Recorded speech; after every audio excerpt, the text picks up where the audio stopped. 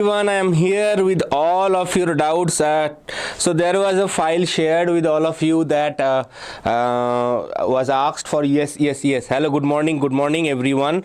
Ordinary boy, SA Gaming, Pradeep Ki.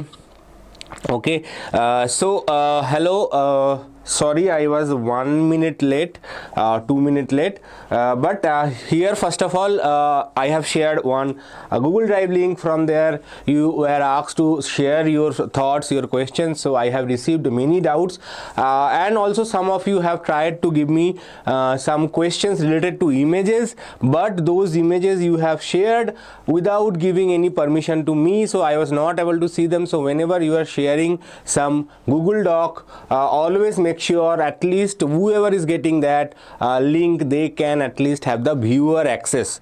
Okay, obviously first let us look into the comments that we have received from all of you. Okay, so this is the file that I have shared, and from there I have received a lot of questions from all of you. Let's see.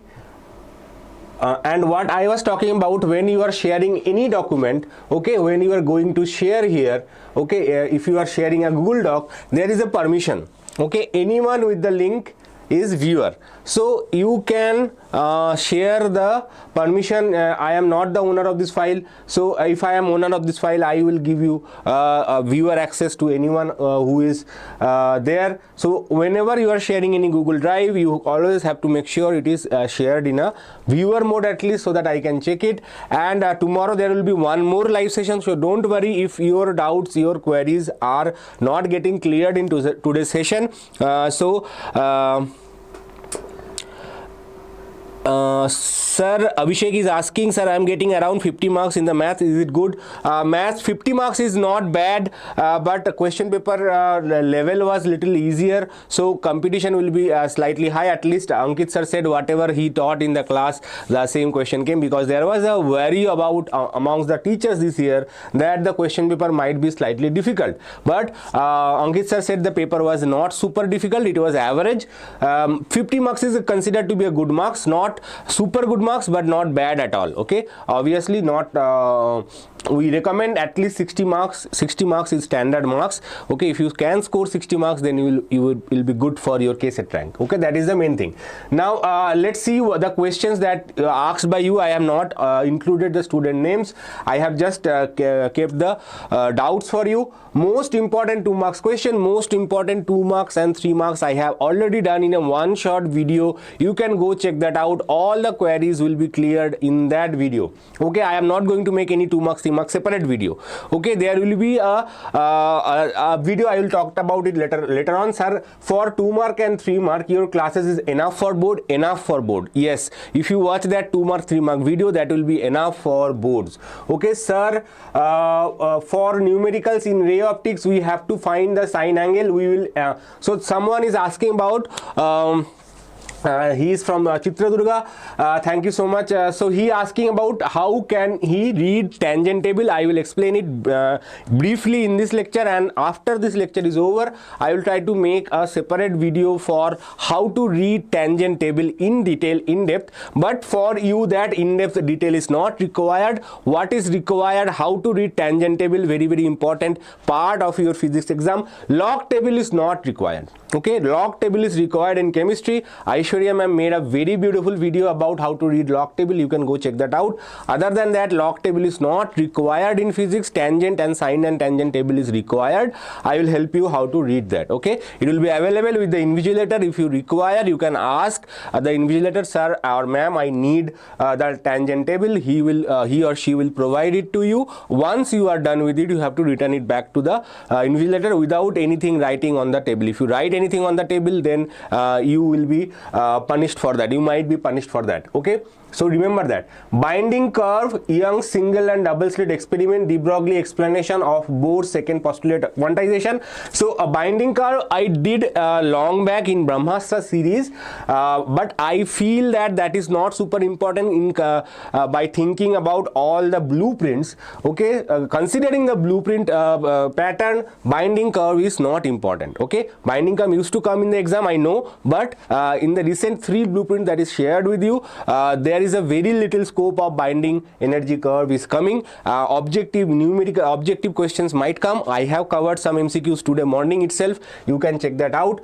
Young's double slit experiment, single and double slit experiment. Single slit is not Young's experiment, by the way, it is a diffraction pattern, and Young's double slit experiment, only condition for maxima and minima is there, that I have covered in your 2 mark 3 mark section. Okay, there is no experimental derivation, experimental proof is there, but they might ask you the condition for maxima and minima, that I have done in Brahmastra series. If you want, I can do it tomorrow once more. How to find the maximum intensity, how to find the intensity part, that I will do. But Young's double slit experiment, the fringe width etc. is not there in your syllabus, so don't worry too much about it. Condition for maxima and minima is there. Okay, de Broglie explanation, again I have done it in Brahmastra series as well as I think 2 mark 3 mark section. If not, then I will do it tomorrow once more, so keep watch. Today is our topic is numericals, so I will be restricted only in numericals. Other theoretical doubts I will definitely clear tomorrow, so don't miss out tomorrow's session as well. Find currents in 1 and 2. So this is a student who shared a diagram, but diagram was not able to, I am not able to open it. If it was able to, I was able to open it, I would have included it in our discussion. I found some good questions that I have already included in our discussion, that we will see that later on. Sir, need video for long, how to see log calculation. Log calculation is not required. I will explain, as I said, I will explain the tangent table as usual. Condition for constructive interference, destructive interference, need explanation for this. Explanation is not required, condition is required. I have given the explanation in Brahmastra series, you can go check that out. Expression for electric potential due to a dielectric dipole derivation, I did it only once in the again Brahmastra series, all derivation, I think part 2 or part 1, there I have done it once. I will do it tomorrow, don't worry, I will do tomorrow once more. This question I have included in this today's discussion. Some students asked, please inform MCQ these chapters, and long answer, sir. Some chapters, ray optics I think was some chapters they asked, ray optics and semiconductors I think. So obviously MCQs are already discussed, all types of MCQs are discussed, long answers questions are also discussed.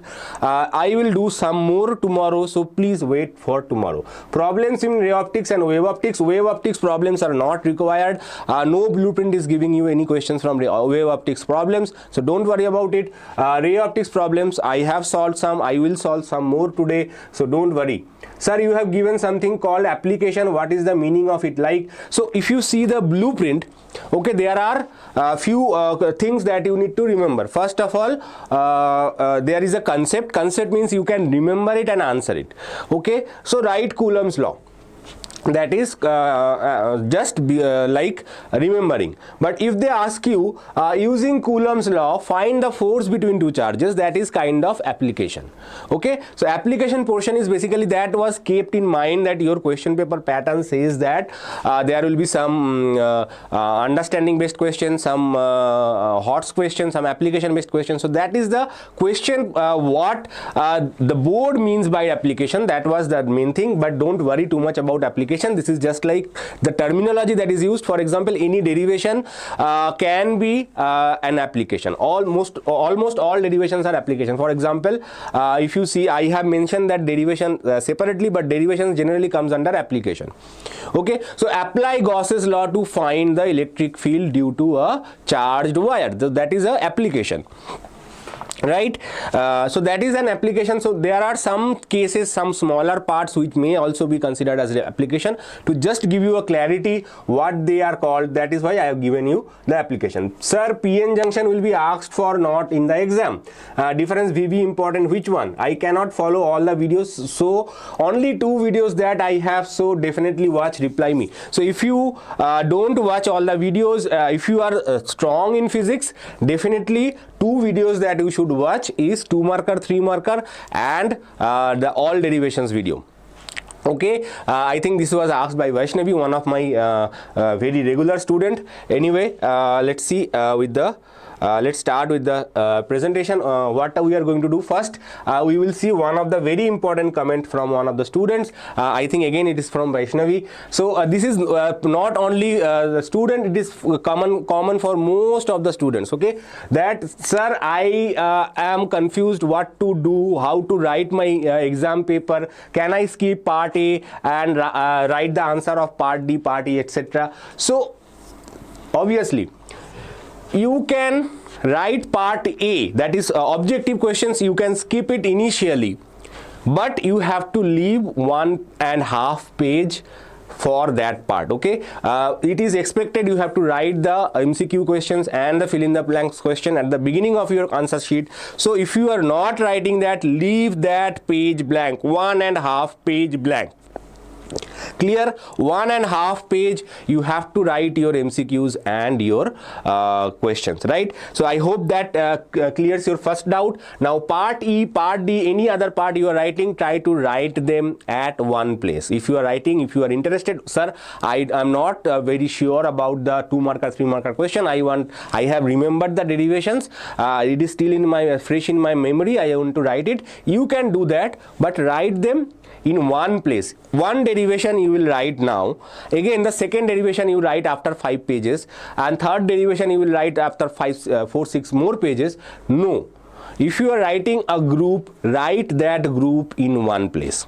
That is the main thing that will help the invigilator. If you want to write some extra questions, tomorrow, yesterday I showed you the toppers paper, right? So if you want to write some extra questions, you can do that at the end of the paper. That is fine. But first initial 3 or 4 questions, how many questions you are writing, that should be written at one place.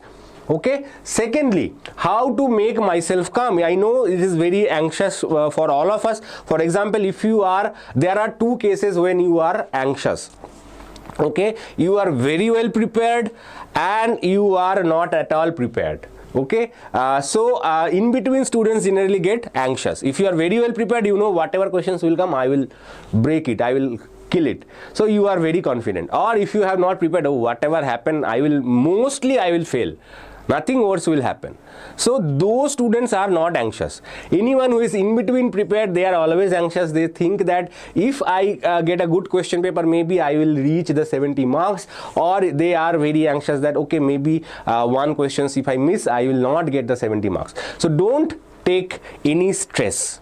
Okay, before exam begins, try to reach the exam hall at least 30 minutes to 40 minutes prior. Sit to your seat, find your seat in the exam first, then go to your seat, do some breathing exercise if possible. Okay, close your eyes. Okay, detach yourself from the outside. That is what I used to do. I used to do meditate before exam. At least 10 minutes of meditation helps you to calm your nerves. Once your nerves are calm, okay, then once the question paper you get, you read the question paper calmly.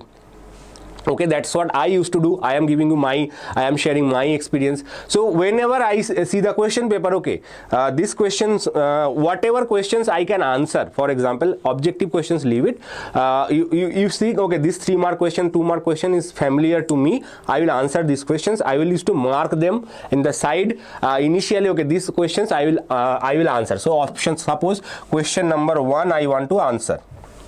Question number 1 I want to answer, I will circle them. Whatever questions I want to answer, I will circle them. Once I answer them, I will mark them. Okay, I am done. Okay, so this is how you can first of all you can strategize yourself. Okay, these questions, this many questions I am getting common from this group. So first question that you answer should be the most strongest you are. Okay, so once you start writing the easier questions, questions which you are familiar with, that will boost your internal confidence. Okay, once you are okay, I have at least got this much. Okay, one way to do that is to answer the derivation questions. If you answer the derivation questions first, that will boost your morale by saying that okay, I have at least secured 5 marks question. 5 marks. Okay, time management is also very important. There is a very good video done by Jasmine ma'am, how can you manage the time. I will try to give you a separate video, separate shorts video on how to manage the time. Okay, so first, even though it is recommended that you start with objectives, if you are not confident with the objectives, what you can do, whatever objectives you know, you write them, and while writing the objective, make sure you write the question number, you mark the correct option, and then answer. Okay, if you don't write it, there is a chance that if the invigilator is if he is following all the rules, then he might not give you the marks. Most invigilators will give you marks, but if the invigilator is very strict, he following all the rules, you will not get the marks. Okay, so option 1, option A, and then answer, write the option properly. Okay, that is very, very important. Now, how to proper time each part time, I will tell you tomorrow's video, not today. Day after tomorrow is exam, so don't worry about it. Reply questions today, sir. How, self, and feeling good, distracted, how to prevent it. So don't get distracted in the exam hall. Okay, in exam hall your only focus should be on the question paper answer sheet. Okay, do not focus on anything who is sitting outside or inside. Once you start answering, that is the feeling. Once you start feeling that okay, my exam is going well, my exam is going good, you will start feeling good from your inside.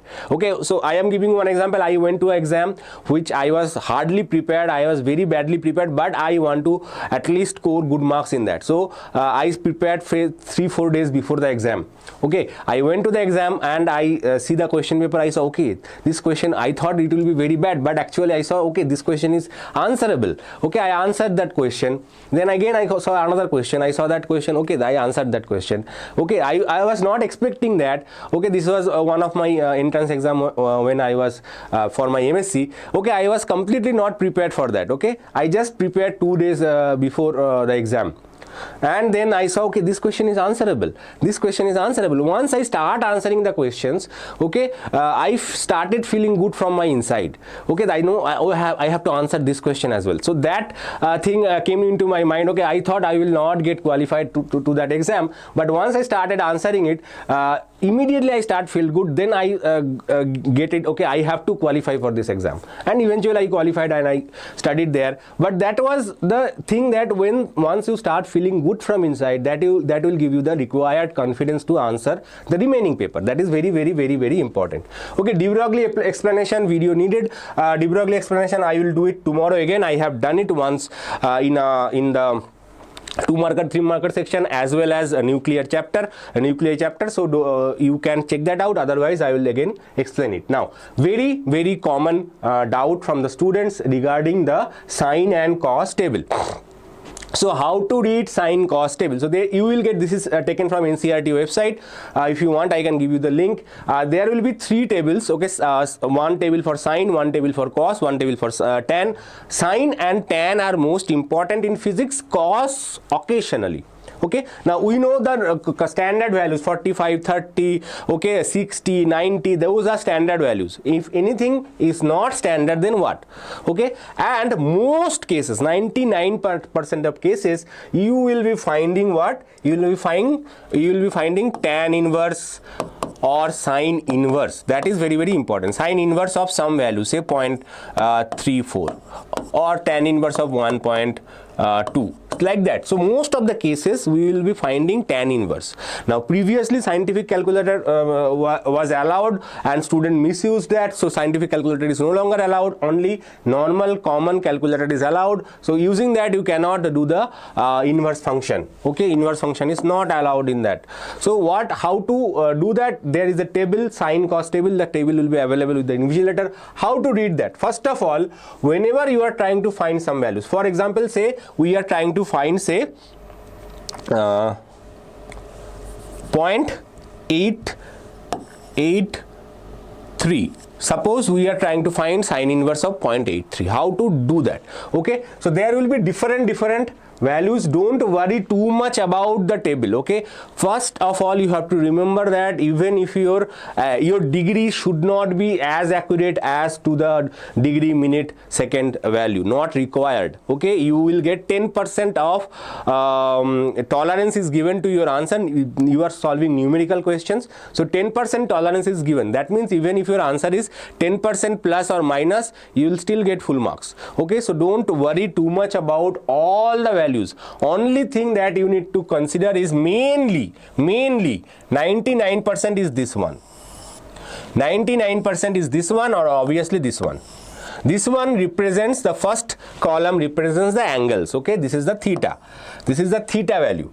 Okay, and corresponding, if sine say sine 49 degree, sine 49 degree is 0.7547. Okay, this is the value of the corresponding sine 45 degree. Now if you add on degree, minutes, seconds, etc., then you have to do the add on like that. But don't worry, I say you can completely ignore this part for your PU exam, not required. You are not trying to achieve the 100% accuracy, that is not required. So first of all, what is our target? We are trying to find some value which is 0.83.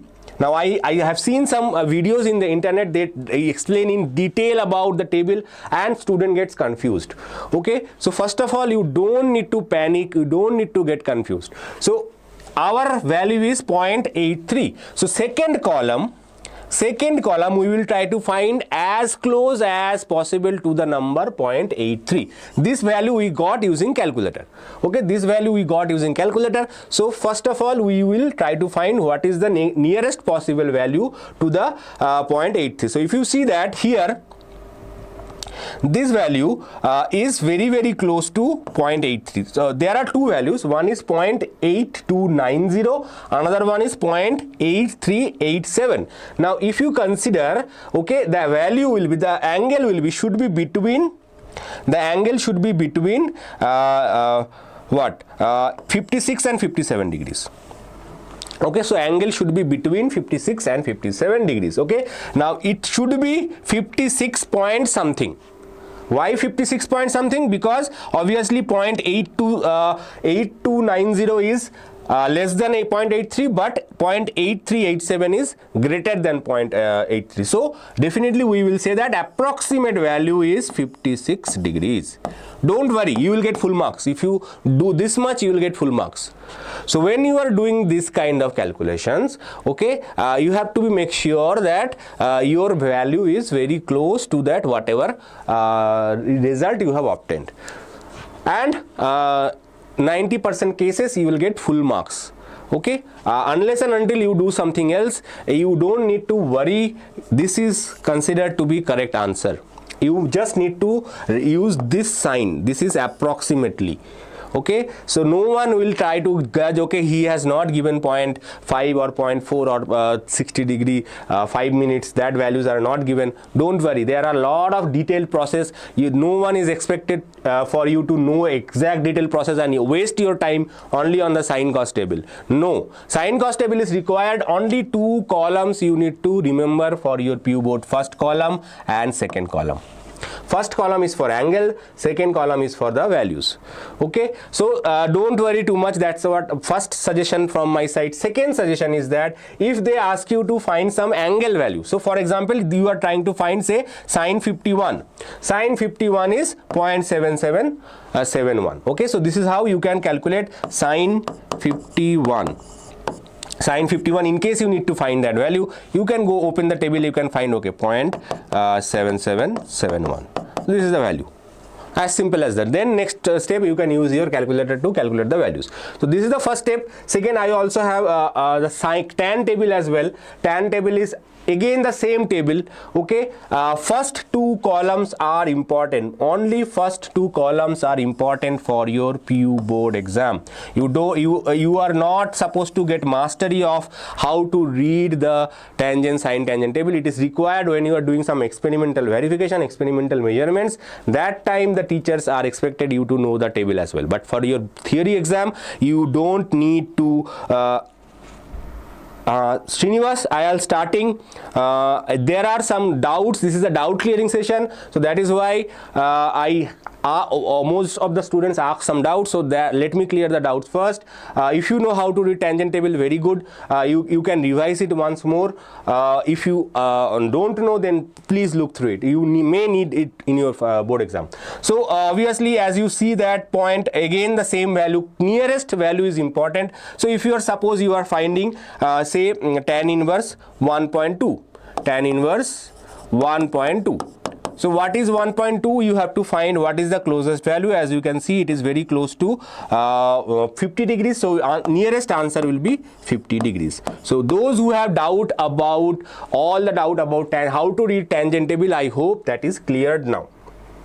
Okay, now as I said that what will be there in our session today. So as I said, there are very important 4 chapters: electric charges and field, electric potential and capacitance. These 2 chapters are compulsory. From there you get 1 question. Alternating current and ray optics, you are supposed to get 1 question each. Now last third blueprint is giving a question from wave optics also. So possibly there is a chance that between these 2 chapters 1 question will come. Okay, now ray optics, wave optics, not wave optics, sorry, not wave optics. It is dual nature of light and wave. Okay, dual nature.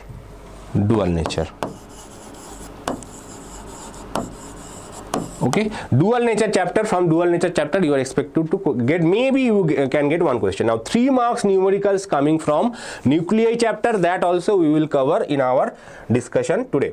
Okay, so 3 marker questions. 2 marker question is not predictable. There are a lot of questions that might come from the 2 marker section, but 3 marker question is predictable. So 3 marker numerical also, if you interested, I will be solving at the end of the lecture. And whatever doubts I could collect from all the students, I have included in the discussion today. So let's see the first question.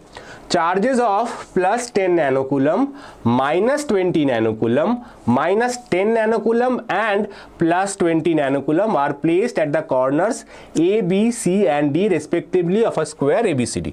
So we have a square A, B, C, D. Okay, first charge is plus 10 nanocoulomb. Second charge is minus 20 nanocoulomb. And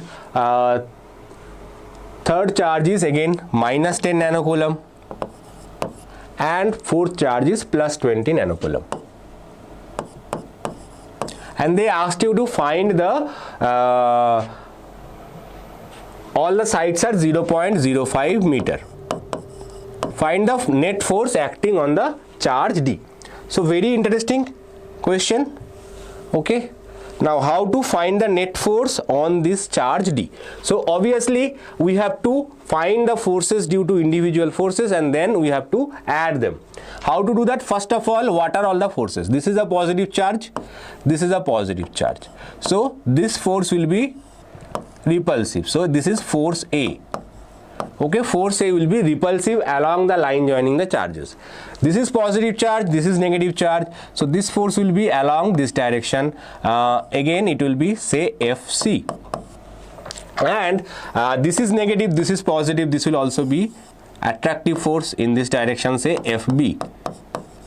Okay, now what else we can say about this force? Okay, first of all you have to understand that these 2 forces magnitude wise will be same.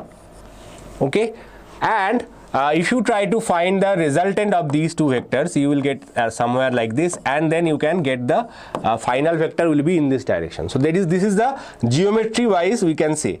Or what we can do is that we can divide all the vectors along x and y, and then we can use the method of addition. So we will calculate FA. What is FA? FA and FC magnitude wise same. Why same? These 2 charge pairs 10 and 20, this is also 10 and 20. Because of different signs of the charges, directions are different, but magnitude will remain same. Okay, so what is the force? Let's see. K, Q, Q1 is 10 nanocoulomb, Q2 is 20 nanocoulomb divided by distance square. Distance square is 0.05 whole square. Okay, simple. Now let's say this force is F. First calculate the forces. So 9 into 10 to the power of 9 into 200 into 10 to the power of minus 18 divided by 5 into 10 to the power of minus 2 whole square. Okay, so these are the parts. Now we have to simplify. One of them you can cancel. Okay, so it will be 1800 divided by 25 into 10 to the power of minus 4, 10 to the power of minus 9. Now you have to reduce the 10 to the powers, calculate the 10 to the powers accordingly. Okay, so it will be 10 to the power 15 into 18 into 4, 10 to the power of minus 5. Okay, so that is 472 into 10 to the power of minus 5 Newton. So this is the force due to A and C. Now let's calculate the force FB. How to calculate FB? So for that again 20 are given and the distance is basically A root 2. A is the side. If you take the side A, then it will be A root 2. So let's calculate that force as well. Okay, FB. If I am making any calculation mistake, please let me know. 9 into 10 to the power of 9 into 20 into 10 to the power of minus 9 into 20 into 10 to the power of minus 9 divided by 0.05 root 2 whole square. Okay, so 10 to the power of 9, 10 to the power 9 cancelled. We get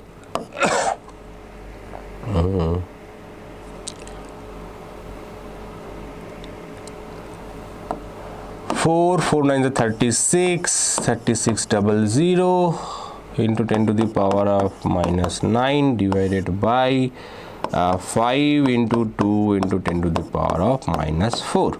So it will be 10. So 360. Sorry, it will be 25. Sorry, 25 means 50. 50 means it will be 72. Again, same value. You will get the same value.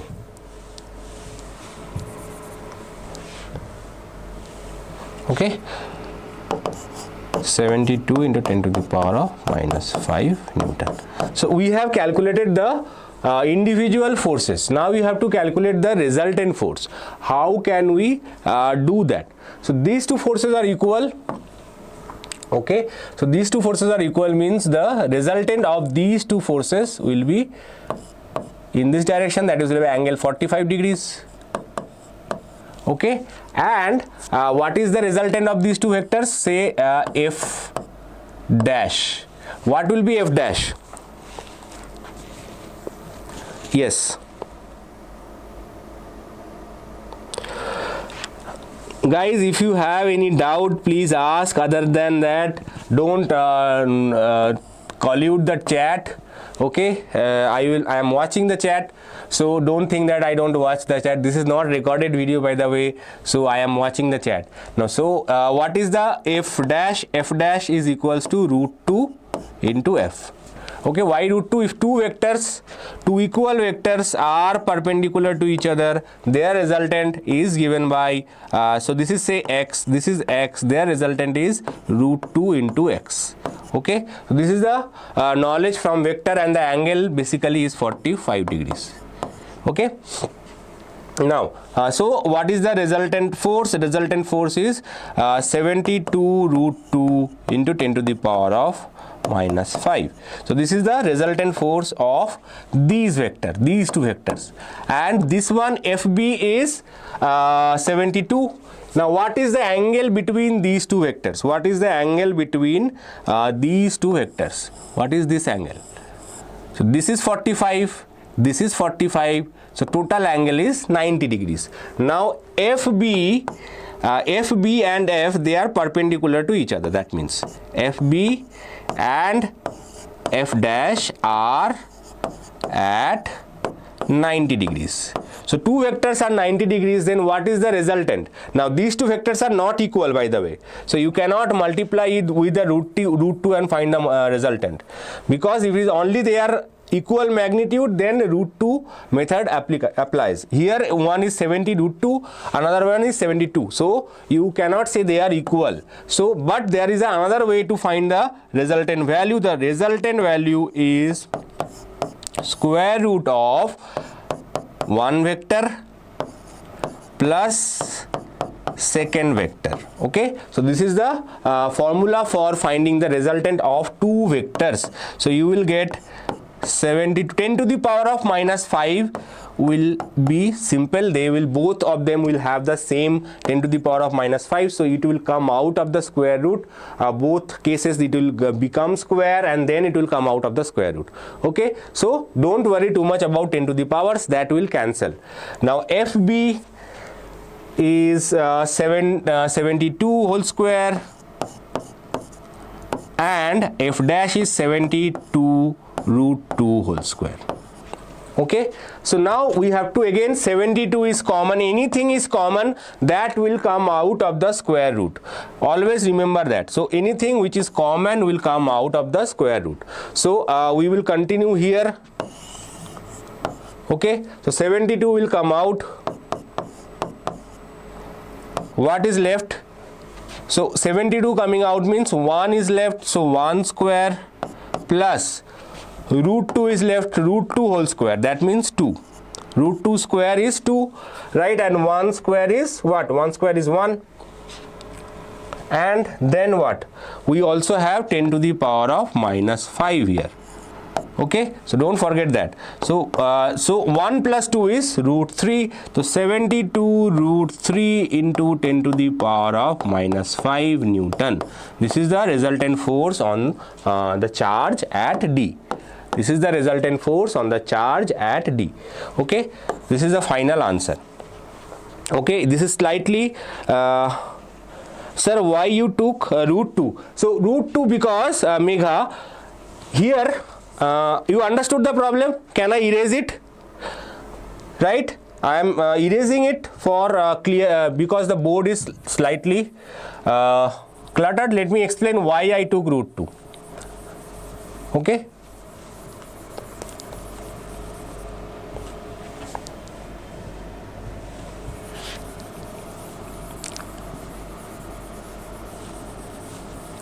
so these are the tricks that you need to remember, and I will explain how it is done. So here we have one vector FA, here we have another vector FB, FA, FB. Now if you see that the pair of charges plus 10 plus 20 minus 10 plus 20, pair magnitude of the pairs are same. Both one is 10, one is 20, right? One is 10, another one is 20, and one is 10, another one is 20. So both forces are equal in magnitude. Okay, direction is different. Because this is positive, it will be away from, because it is negative, it will be towards. Okay, that is the only difference. But because the value of the pair is same, so definitely they will have the same value. Now two vectors perpendicular to each other, acting on them, x and x. Okay, so what is the resultant? Resultant will be x root 2. If you don't understand that, then you have to do square root of x square plus x square. That is x common 1 plus 1, that is x root 2. Okay, this is the formal derivation. This is the shortcut derivation. If two vectors at perpendicular to each other, you can directly take their resultant to be x root 2. No problem. If you don't want to do that, I want to do the old fashioned way, then it is like the Pythagoras theorem. Two perpendicular sides are there. So what is the hypotenuse? Hypotenuse is square root of a square plus b square. But if a equals to b, then what? If a is equal to b, then it will be a root 2. Same reason that the diagonal of a square is a root 2. Same reason. For vectors also the same reason. That is why I have taken this component to be root 2. Okay? Right? Clear? Now next problem. Any doubt in this question, sir? Are these questions from question bank? Yes, some of the questions are from question bank, some of the questions are from NCERT, some of the questions are from previous year questions. If you see previous year questions, mostly they are either derived from your NCERT textbook, or they are derived from the question bank. Okay, so that's why I feel that these two are the only set from where you can expect your numericals, and I will not be surprised if you get same to same numericals. Okay, without even changing the values. They might change the values, but other than that, for example, last year there were two numericals exactly ditto came from NCERT without any change. The language, the values, everything was same. So there is a tendency that your board exams, this because it is for all the students, so they tend to give it from either question bank or from your NCERT textbook. Okay, how many are aiming? Puni Gaura, there is no 80 out of 80 in physics. If you are aiming for 80 out of 80, then you will be genius, right? Two positive charges of 0.2 microcoulomb and 0.8 microcoulomb are placed at a distance of 0.15 meter apart. What point on the line joining them the electric field is 0? So we have two charges. This is the easy problem. Also, if you have any doubt from electric field and electric field chapter, then mention that. Any numerical related problems, any concepts, any formulas you want to remember that, please mention that in the comment below. Okay, most of the chapters, most of the questions from this chapter are based on electric field. What is electric field? Electric field is K Q by R. Okay, Coulomb's force is K Q1 Q2 by R square. Okay, and one more thing, force is either you use this formula or there is another formula, that is Q into E. If electric field is known, then you have to apply Q into E formula to calculate the force. Most 90% problems are solved using this. There is a tendency, a small amount of chance is that it will be from Gauss's law as well. We will see that as well, Gauss's law based forms. But most cases from historical perspective, these are the three formulas that is important from this chapter. Okay, these are the main three formulas to solve all the questions. Now even dipole related problems, you don't need to use the dipole formulas. You can use these three basic formulas to solve. So two charges, 0.2 microcoulomb and 0.8 microcoulomb. Okay, are placed at a distance 0.15 meter apart, 0.15 meter apart. Okay, what point on the line joining them the electric field is 0? So what you have to remember is that some point between these two charges are electric field is 0. Now both of them are positive charges. So both of them are positive charges means the null point that we say, the term for electric field 0 is basically somewhere lying between them. Okay, it is lying between them and it is closer to the smaller charge. Okay, if they are opposite charge, then the null point is outside the line joining them, but both the charges are positive or negative. If the charges are of same polarity, the null point will be somewhere between the charges. Okay, so because why so? Because this charge will null point is what? If you put a unit positive charge at this point, that unit positive charge will experience no force. Okay, so the unit positive charge will experience a force due to this along this direction, repulsive force, and this is also a repulsive force. It will be in this direction, so they will cancel each other. Okay, so they are cancelling each other means the net force is 0. So two charges, if they are positive, the null point is at the center. In between, not center, in between the charges. So say this distance is x. This distance is, say, x meter. Now what is this distance then? This distance will be 0.15 minus x. Right? This distance will be 0.15 minus x. Now let us calculate the electric field due to the positive, first this charge. So electric field due to the smaller charge, say 0.2. Electric field due to 0.2 is basically, as I said, the formula is simple, kq by r square. So in this case, k is 9 into 10 to the power of 9 minus, no, not minus, sorry, 10 to the power of 9 only. And in fact, you don't need to use the exact values here, they will cancel anyway. But we will not do the multiplication. 0.2 microfarad means 0.2 into 10 to the power of minus 6. I am writing it 2 into 10 to the power of minus 7. Okay, just for saving some space. You can write 0.2 into 10 to the power of minus 6, does not matter. And this distance is x, so x square. This is for electric field due to 0.2 charge. And electric field due to 0.8 will be same formula, 9 into 10 to the power of 9 into 0.8, or again same thing we will do, 8 into 10 to the power of minus 7. 0.8 into 10 to the power of minus 6 or 8 into 10 to the power of minus 7 divided by 0.15 minus x whole square. Okay, so these are the two electric fields. Now if electric field is 0, that means these two electric fields will be equal, they will cancel each other, right? One is along this direction, another one is along that direction, so they should be equal in magnitude but opposite in direction, so that they cancel each other. So what we can say is that, so E.2 should be equals to E.8. okay, for no electric field at point P. This is the point P.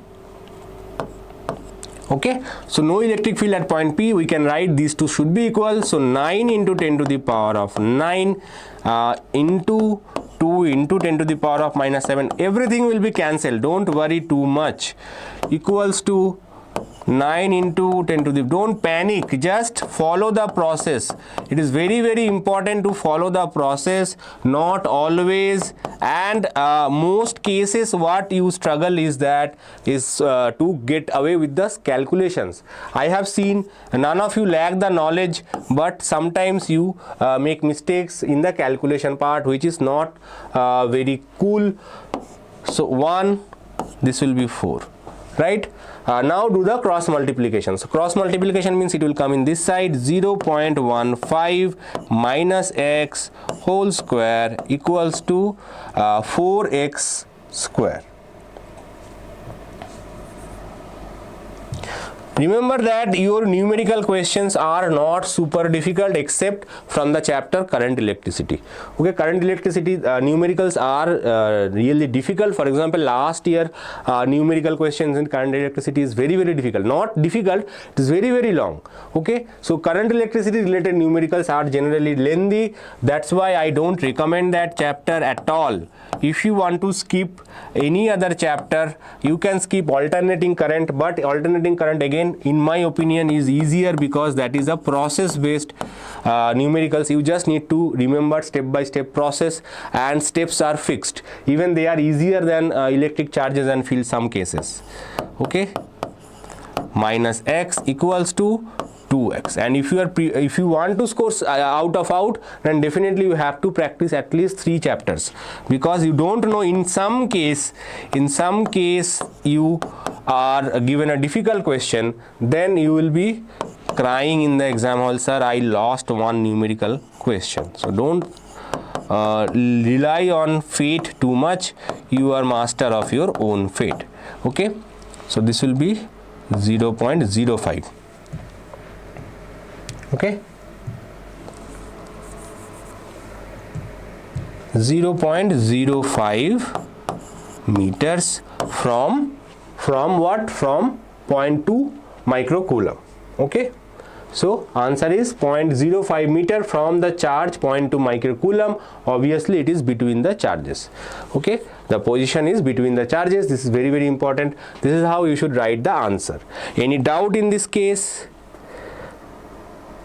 Anant, if you are good in current electricity, then definitely you should try, but for a normal ordinary student it is not easiest. Okay, if you are very good, if you have practiced it a lot, then current electricity is easiest, because if the question comes difficult, then you might may say, sir was correct, I was wrong. Okay, if you are writing the exam in your exam hall, for example, last year those students practiced numericals from current electricity, they took almost a very long time to solve the question, and then they came back and said sir, you are correct, current electricity question was difficult. Okay, so that is different individual perspective. Maybe you are solving the same question paper back at home, maybe you are good, but when you are solving the same question paper in the exam hall, you are not ready. So that is why here we are giving you the Abhyas KCET test series, where you are getting exam like preparation. Okay, you will to make you familiar with the exam situation, 60 minutes, 60 questions, how to write those questions. So for that, it is already available in our channel. The link is given in the description. Don't wait. There is also a cash prize available if you score within 1000 rank in KCET. So don't wait for this. Just register today before the price goes up again. Now question number 3, 2-point charges plus 2 nanocoulomb and plus 6 nanocoulomb are placed at points A and B respectively, separated by a distance 0.2 meters in air. Find the magnitude of the resultant electric field at the midpoint O of the line joining A and B. What will be the magnitude of resultant electric field at O if plus 4 nanocoulomb is added to plus 2 nanocoulomb charge? Similar question was asked in your last year board exam as well. I think yes, similar question was asked, and they asked the force. In that case, the force was asked. Now what is the charges? Plus 2 nanocoulomb and plus 6 nanocoulomb. Okay, and they asked is what is the magnitude of the force, resultant electric field at the midpoint O. So midpoint, say O, what is the electric field at this point? So what is the electric field due to plus 6? Electric field due to plus 6 will be in this direction. Okay, what is the electric field due to plus 2? Electric field due to plus 2 will be in this direction. This is plus 2. Okay, this is plus 6. Both are positive charges, so electric field will be away from in both cases, right? Both cases it will be away from. Now how to calculate this? First we will find the electric field due to plus 6. So electric field due to plus 6, as usual, same formula, KQ by R square. Now R square, you have to be careful. The distance is given 0.2 meter is the total distance. 0.2 meter is the total distance. That means this distance is 0.1 meter. This is where many students make mistakes. They don't pay attention. They just put this value in the equation and they get 0 marks. Okay, so you have to be careful. The distance is now 0.1 meter, not 0.2 meter anymore, because it is the midpoint. Okay, so now let us put the values. K is 9 into 10 to the power of minus 9. Many students are thinking, sir, what are you saying? We will never make these mistakes. I have seen students making that mistakes. Okay, and they are not weak students. They are very good. They usually solve the questions, but still in the exam pressure they make mistake and they get 0 marks. Okay, so don't take anything for granted. That is very, very important. So 18 divided by 0.01, that is 1800 Newton per Coulomb. Okay, so 1800 Newton per Coulomb is the electric field due to plus 6. Now calculate the electric field due to plus 2. KQ1 sec Q2 by R square, 9 into 10 to the power of 9 into this was plus 2, sorry, this is my mistake. This is plus 2, this is plus 6. 6 into 10 to the power of minus 9. Okay, minus 9 cancels, it will be 0.01, so that will be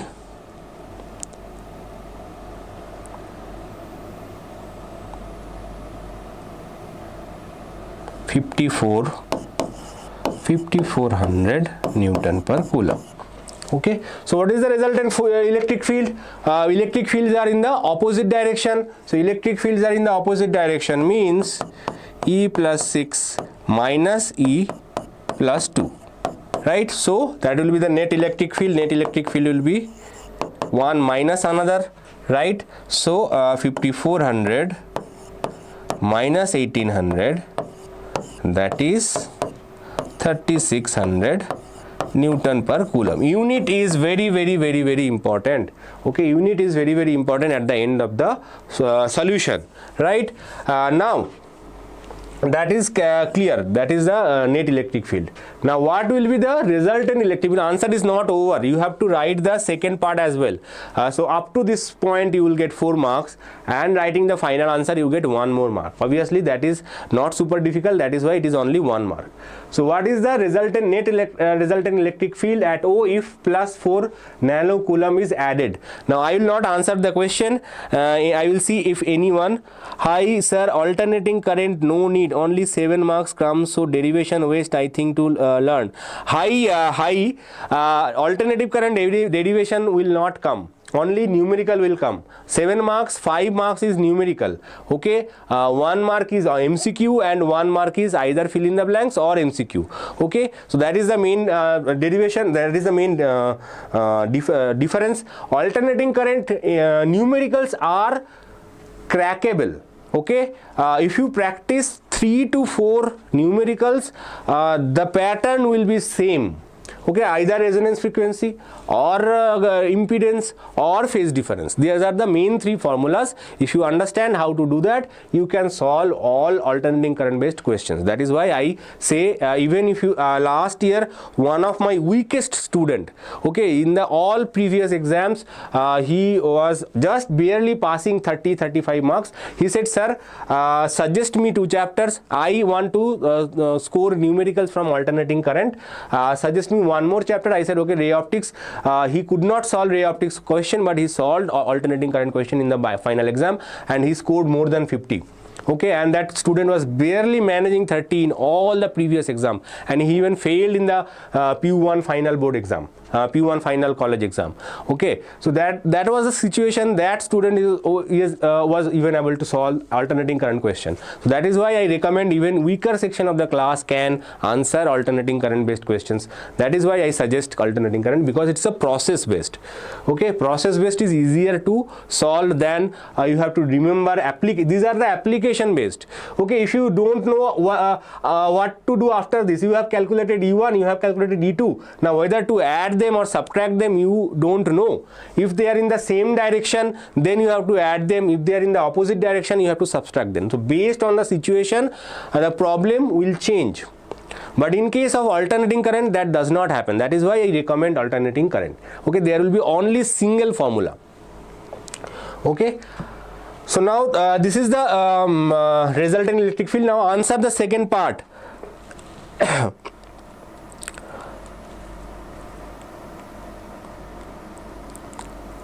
Parvartana, is these questions enough? Yes, these are questions enough for your numericals. All your numericals troubles will be done. Teju is saying 0.1 into 10 to the power of minus 2 in centimeters. Which one, Teju? Distance is 0.1 meter. 0.2 meter is given, so that is 0.1 meter. Okay, if you want to convert it into centimeter, that will be 10 centimeters. Okay, not 1.1 into 10 to the power of minus 2. Okay.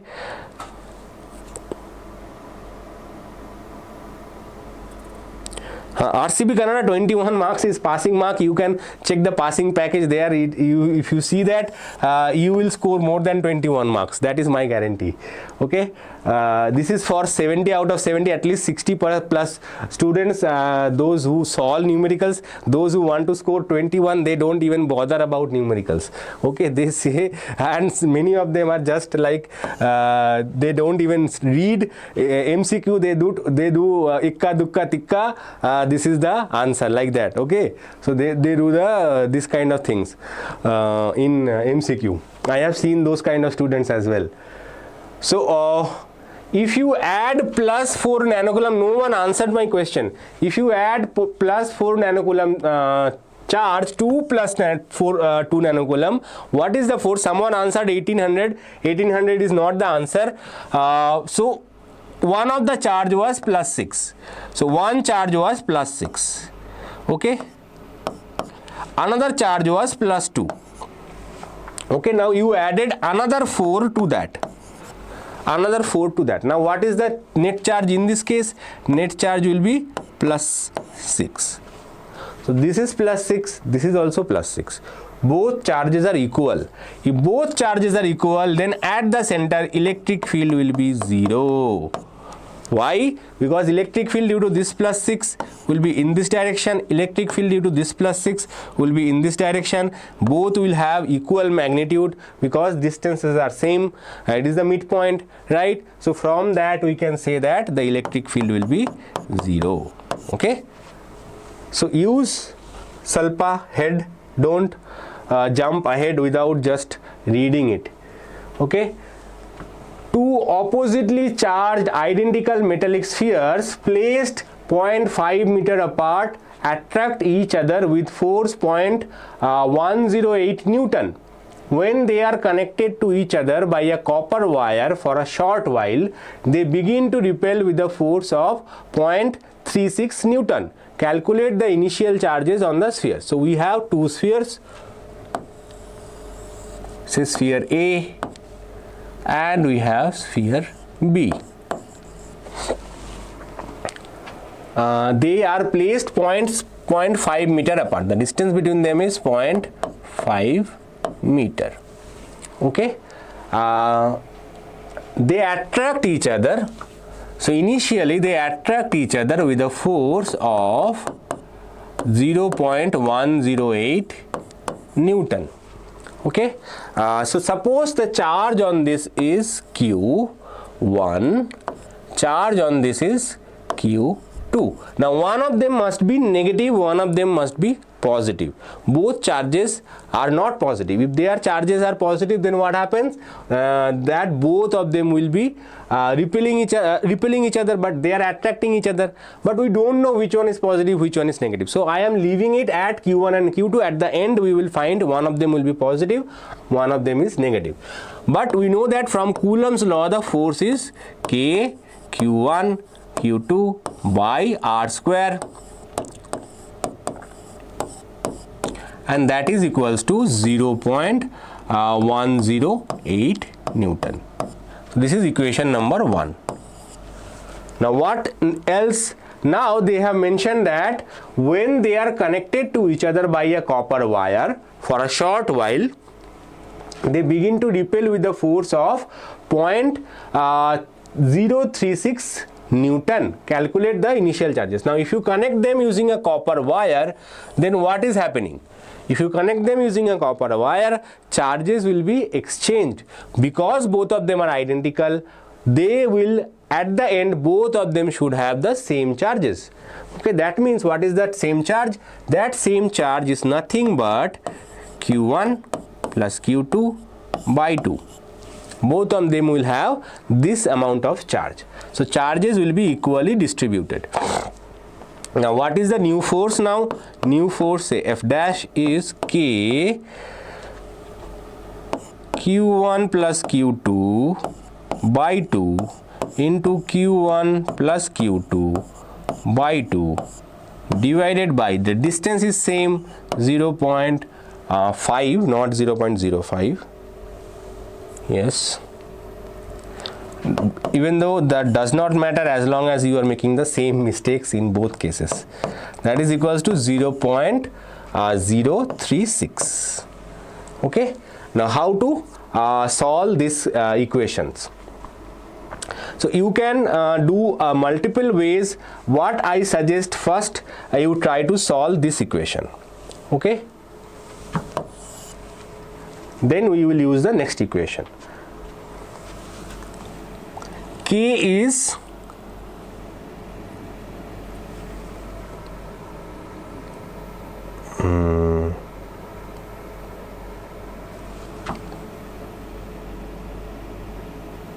so Q1 plus Q2 by 2 whole square equals to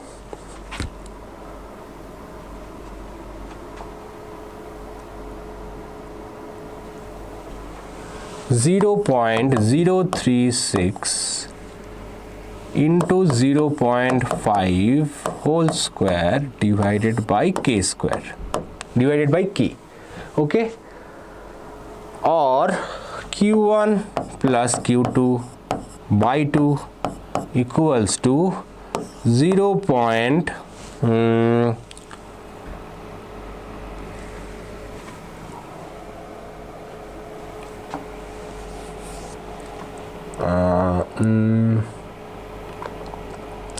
36 into 10 to the power of minus 3. There is a problem.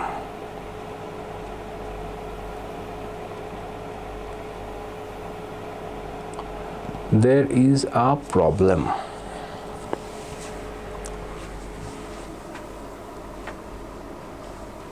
Let me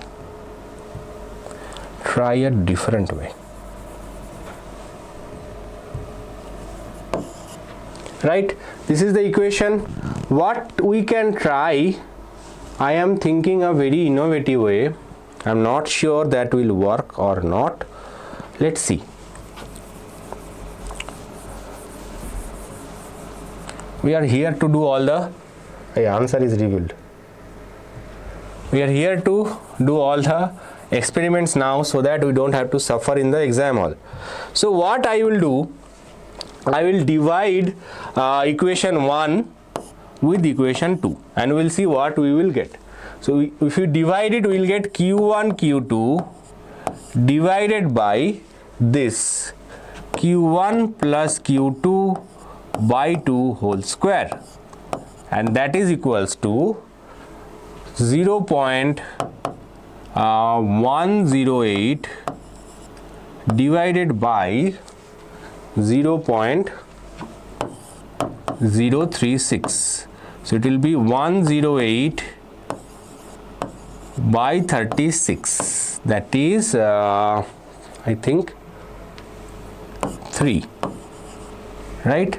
So what we will get, Q1 Q2 equals to 3 by 4 Q1 plus Q2 whole square.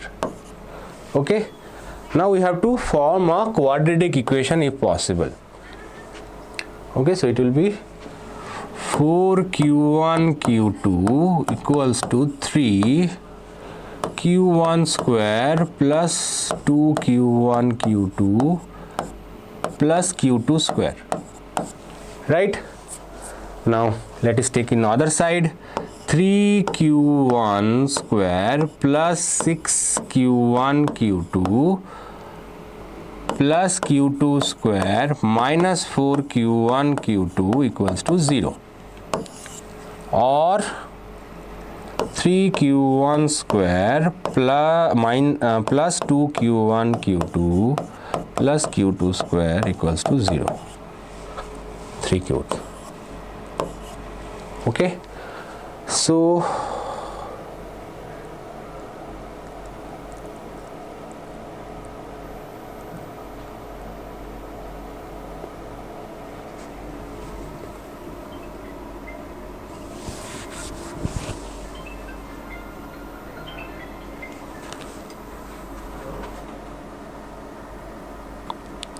Nischint Gaura, paper leaked. The clasher. Okay, there are there are two ways to solve this question. Okay, one way is little longer. I was trying if I can solve it in some other way. The longer way is put the value of k, okay, then q1 q2, you will find q1 q2 from this equation, and from this equation you will find q1 plus q2. So then you will find what is the relationship between q1 and q2, and you can use that to answer this. I was thinking if I can use any other method to solve this question. So that's what I have done. I have divide this equation with this equation to see if I can get any meaningful equation out of that. But unfortunately, it seems that I cannot get any meaningful equation. 3 3s are 9. It is like a you have to make it a equation, right?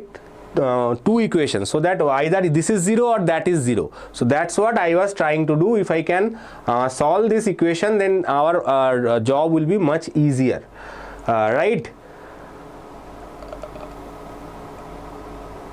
3 3s are 9. 9, what is the factor of 9? Nothing. No, this method will not work. This method will not work. Anyway, we have to go back to our original case. Okay, because this is a very long question, so I was thinking if I can derive some shortcut method, because this type of questions are very common. Okay.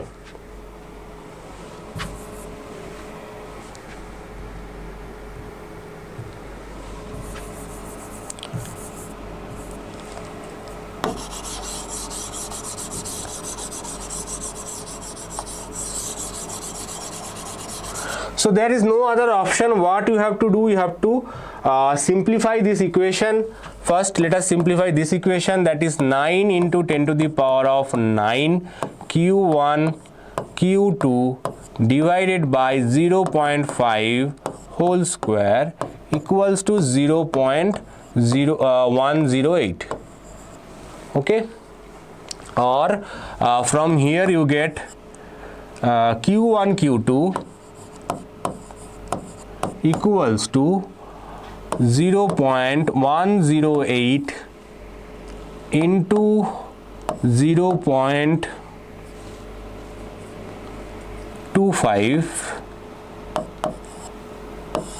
Okay, 0.25 is the square of this, divided by 9 into 10 to the power of 9. So as you can see, this is not a pretty good looking equation. So q1 q2 is equals to if you do some more, 108 into 25 divided by 9 into 10 to the power of minus 9 plus 3 12 12 14. Okay, so let's simplify. 9 ones are 9, 9 ones are 9, and 18, right? Then 100, 300 10 to the power of minus 14. So this is the value of q1 into q2. Okay, and what is the value of, and it is an attractive force, by the way. So attractive force means it will be a negative sign. The sign will be negative. That's what I missed. The sign will be negative. So it will be minus 300 into 10 to the power of minus 14. And this is a repulsive force. So now what we have to do, we have to again simplify it. q1 plus q2 by 2 whole square equals to, similarly using this same logic, everything will be same, but instead of 108 it will be 36 into 25 divided by 9 into 10 to the power of minus 14. So we can cancel this. 4 25 is 100, So it will be 100 means 10 to the power of minus 12. So if you do it, you will get Q1 plus Q2 by 2 equals to 10 to the power of minus 6. Okay, so both of them are in microcoulomb. Okay, now I will explain just a second if you have any doubt. So Q1 plus Q2 equals to 2 into 10 to the power of minus 12. Minus 6. Now if you add them, you get 2 into minus 6, and if you multiply them, you get minus 3 into 10 to the power of minus 12. So how is it possible? How is it possible that adding them giving you 2, multiplying them is giving you 3? So definitely one of them will be 3 microcoulomb and another one will be minus 1 microcoulomb. Okay, so from there, comparing these two equations, you can easily say that one of them must be 3 microcoulomb because when you are multiplying these two, you are getting minus 3 10 to the power of minus 12. Okay, other way you can just say what is Q1 equals to in terms of Q2, put the value over here, you can solve it same way, or you can just mention that multiplication is minus 3, addition is plus 2, so definitely one of them is plus, another one is minus 1. Okay, now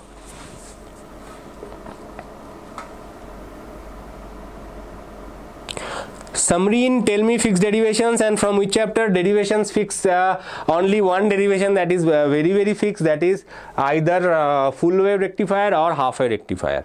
Okay, other derivations are chapters. Obviously I mentioned you the chapters: electric charges and field, electric potential and capacitance, moving charges and magnetism. There is a chance that it will come ray optics or wave optics. Okay, so there are these chapters from where you can expect derivations. 3 derivations you have to write.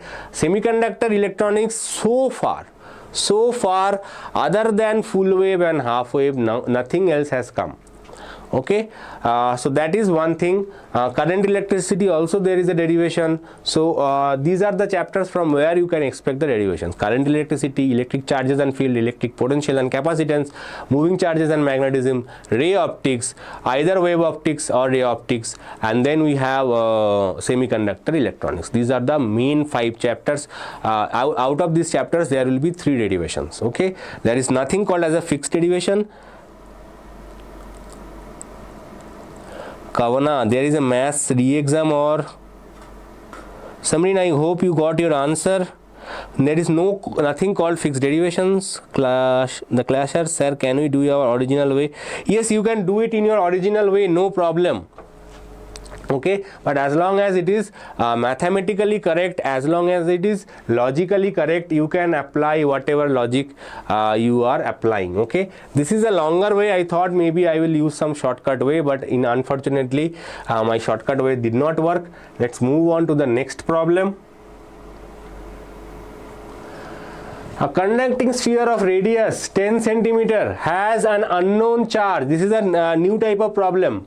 If the electric field is 20 centimeter from the center of the sphere is 1.5 into 10 to the power of minus 3 Newton per Coulomb, and points are radially inward, what is the net charge on the sphere? So even though it looks like a Gauss's law application problem, actually it is not. Okay, because Gauss's law for sphere is formula is fixed. Right, Gauss's law formula is fixed. For radius is given 10 centimeter, right, and you are finding at a distance 20 centimeter. So here the distance is greater than the radius. Distance is greater than the radius, and for that we know that applying Gauss's law, the electric field outside a charged sphere is given by KQ by R square, as simple as that. E is given 1.5 into 10 to the power of 3. Okay, K is 9 into 10 to the power of 9. Q we are trying to find. R is 20 centimeter. 20 centimeter means 20 into 10 to the power of minus 2 whole square. So this is the way I recommend to convert from centimeter to meter. Okay, whenever you are going higher order, always use 10 to the power of minus 2. That way you will reduce some time in solution. So 9 into 10 to the power of 9 into, this is q, okay, this is not 9, this is 9, okay, this is q, and 20 square is 400 into 10 to the power of minus 4. Okay, so you can reduce it by 2. Okay, so 1.5 into 10 to the power of 3 equals to 9 into 10 to the power of, this minus 2 will go up and it will become positive. So 10 to the power of 11 into q divided by is 4. Okay, clear? This minus 2, 10 to the power of minus 2, this will go up and will become plus, and that will be added with 10 to the power of 9, right? That is why this is 10 to the power of 11.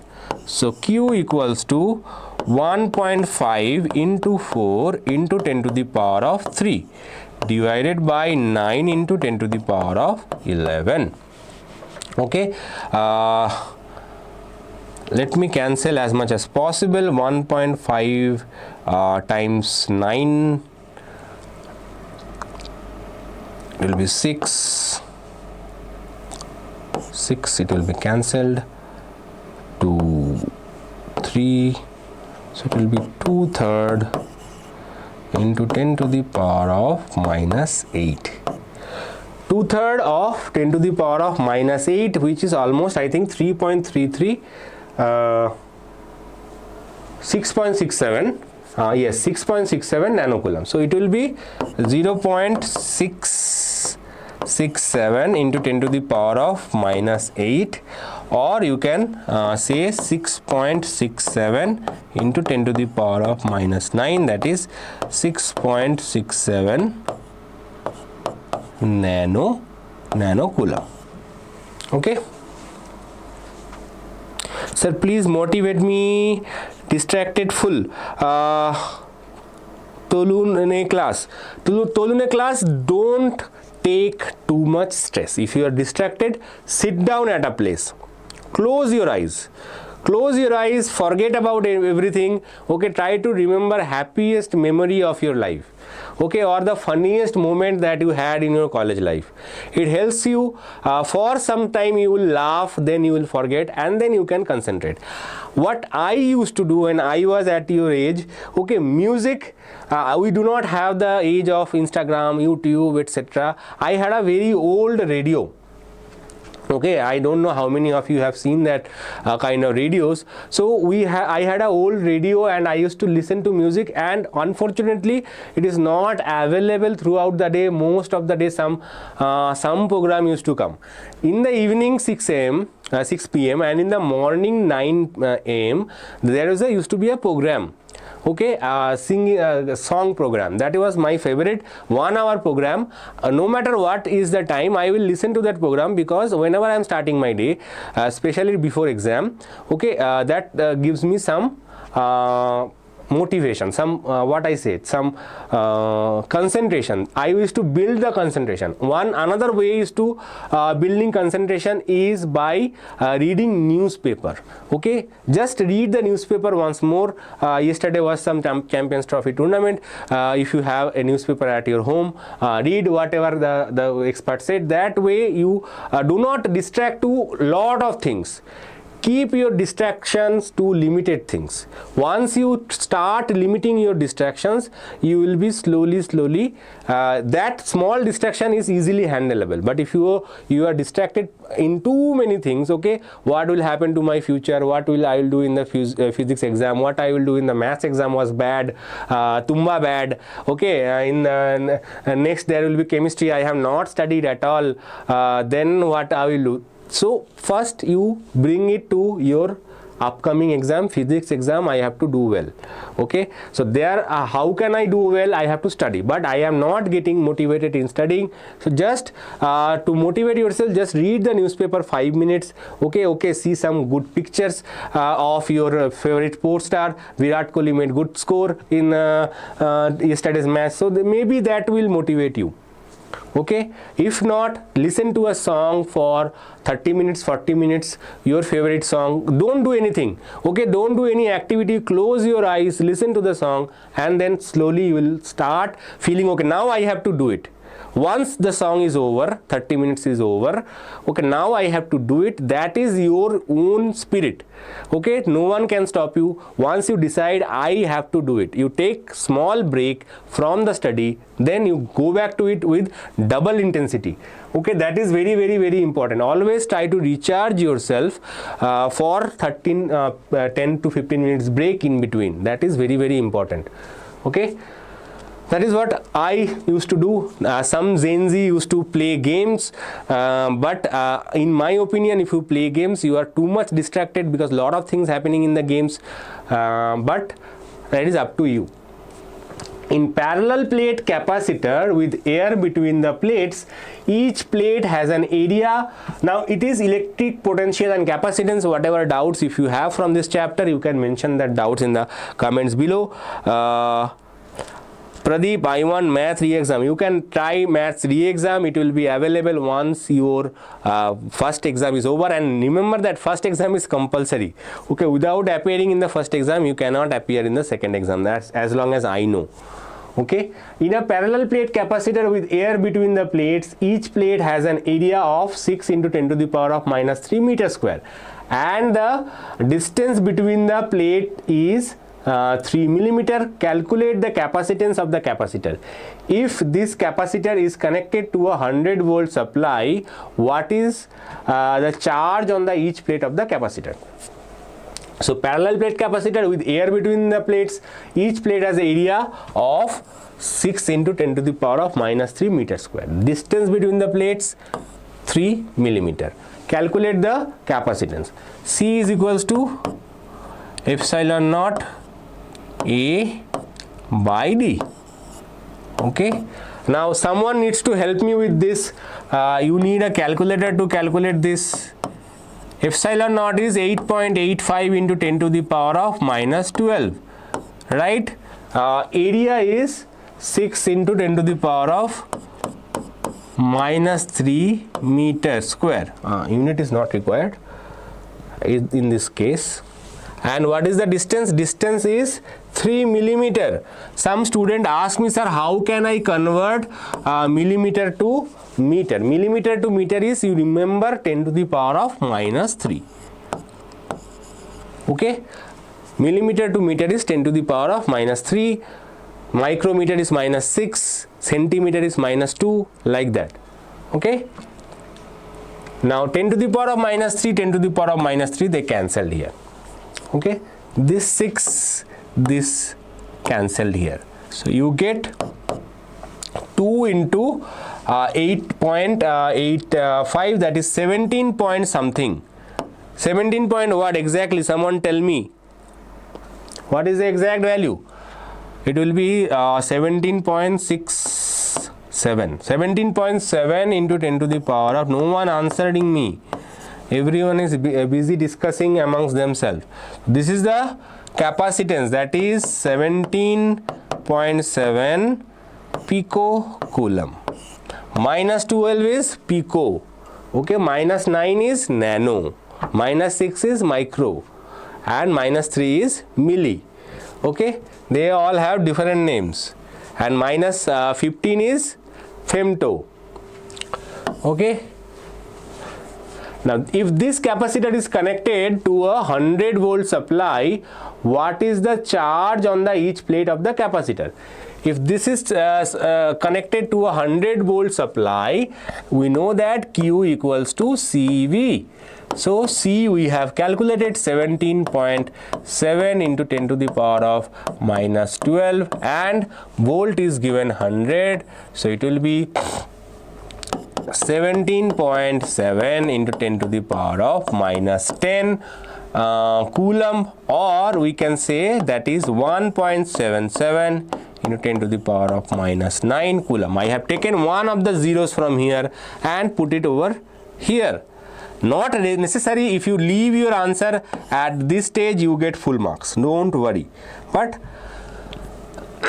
fancy answer sometimes given in the book, sometimes teachers also see that if you are able to solve fancy questions or not. So this is 1.77 nanocoulomb, right? Question 7a.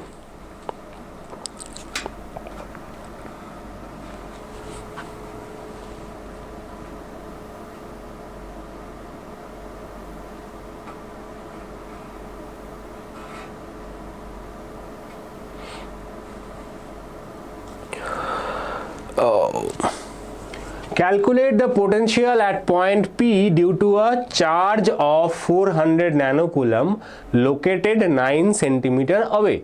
Okay, obtain the work done in moving the charge of 2 nanocoulomb from infinity to the point P. Does the answer depend on the path along which the charge is moved? So easy question. We have to find the potential P due to a charge of 400 nanocoulomb at a 9 centimeter away. Now there is an insight. Okay, something that teachers insight that tells us that last year numerical question was from electric charges. Okay, and the theoretical question was from electrostatic potential and capacitance. Now there is a high chance this year it will be opposite. Generally that is the trend, even though in some cases the trend was reversed in some in between cases, but mostly if the numerical question comes from one chapter, the theoretical is obviously from the other chapter, but they reverse every alternate year. Okay, so maybe this year the numerical questions will come from electrostatic potential and capacitance, and theory question will come from electric field and the charge chapter. Okay, so that is very, very probable. So if you want to practice the numericals, practice this chapter very deeply. Calculate the potential at a point P due to a charge of 400. That may not be correct, but that is an intuition, teacher's intuition. Maybe this will be the chapter from where you will get the numerical this year. P due to a charge of 400 nanocoulomb located 9 centimeter away. Located 9 centimeter away. Okay, so what is the formula for potential? Formula for potential is KQ by simply R. Okay, there is no square, nothing else, same formula, only thing there is no square here. K is 9 into 10 to the power of minus 9. Q is 400 nanocoulomb. So 400 into 10 to the power of minus 9. I don't know why I am writing 10 to the power of minus 9 here today. Anyway, R is 9 centimeter. 9 centimeter means 9 into 10 to the power of minus 2. So this cancels, this cancels. So what we get? We get 400 into 10 to the power of plus 2, that is 4 into 10 to the power of 4 volt. This is the potential, right?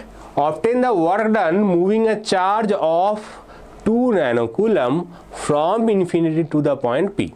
So what is the work done to bring the plus 2 nanocoulomb charge from infinity to this point?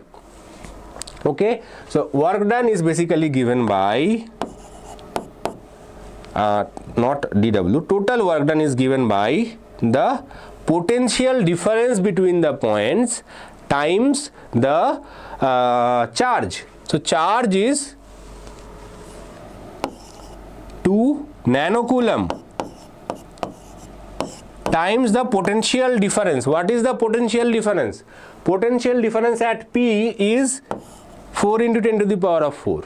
From where we are bringing it?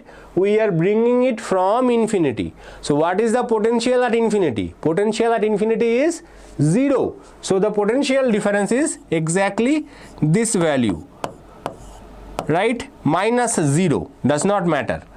So work done, and the unit of work done is joules.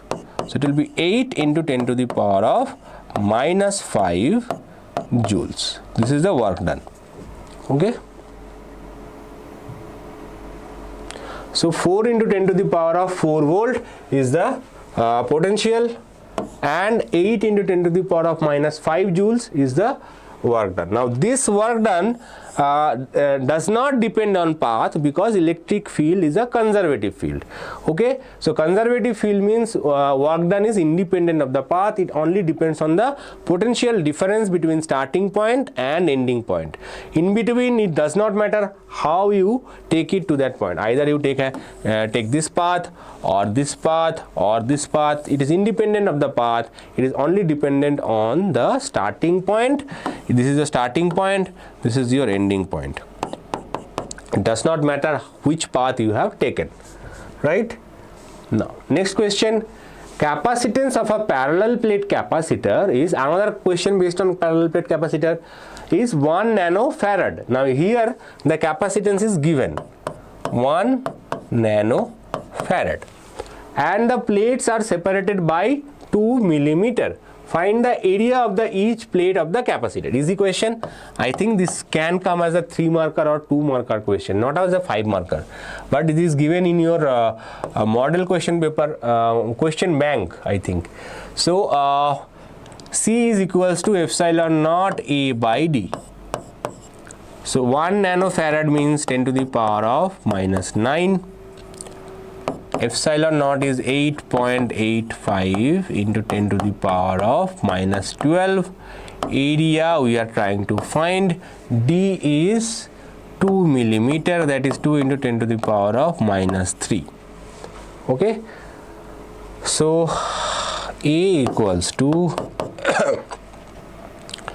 10 to the power of minus 9 into 2 into 10 to the power of minus 3 divided by 8.85 into 10 to the power of minus 12.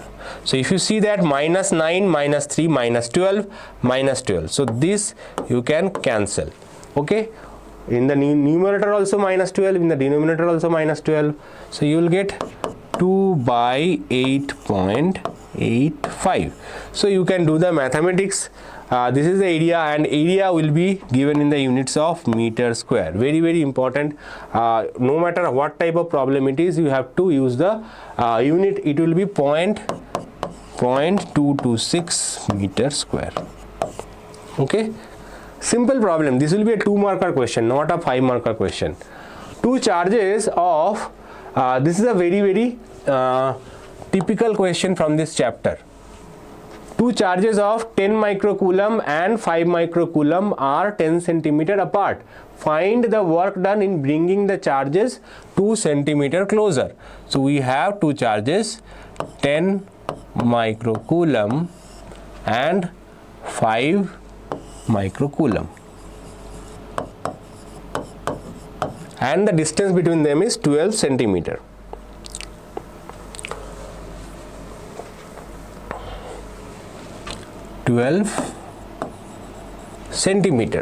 Find the work done in bringing the charges 2 centimeter closer. So what is the work done once you bring them 2 centimeter closer? Okay, so the final distance between them is 10 centimeter. Okay, it does not matter which charge you are bringing in. Okay, you can bring both charges, you can bring only one charge, does not matter, but what is important is the final distance between the charges is 10 centimeter. How to solve it? So this is a potential energy problem. Okay, this is a potential energy problem.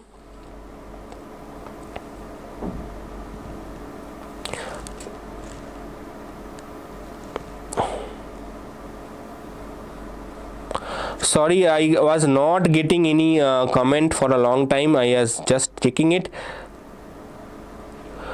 Naufal Yadgar sir, you can't read properly. What happened, Naufal? What you don't understand? I don't understand your query. I am trying to do as fast as possible.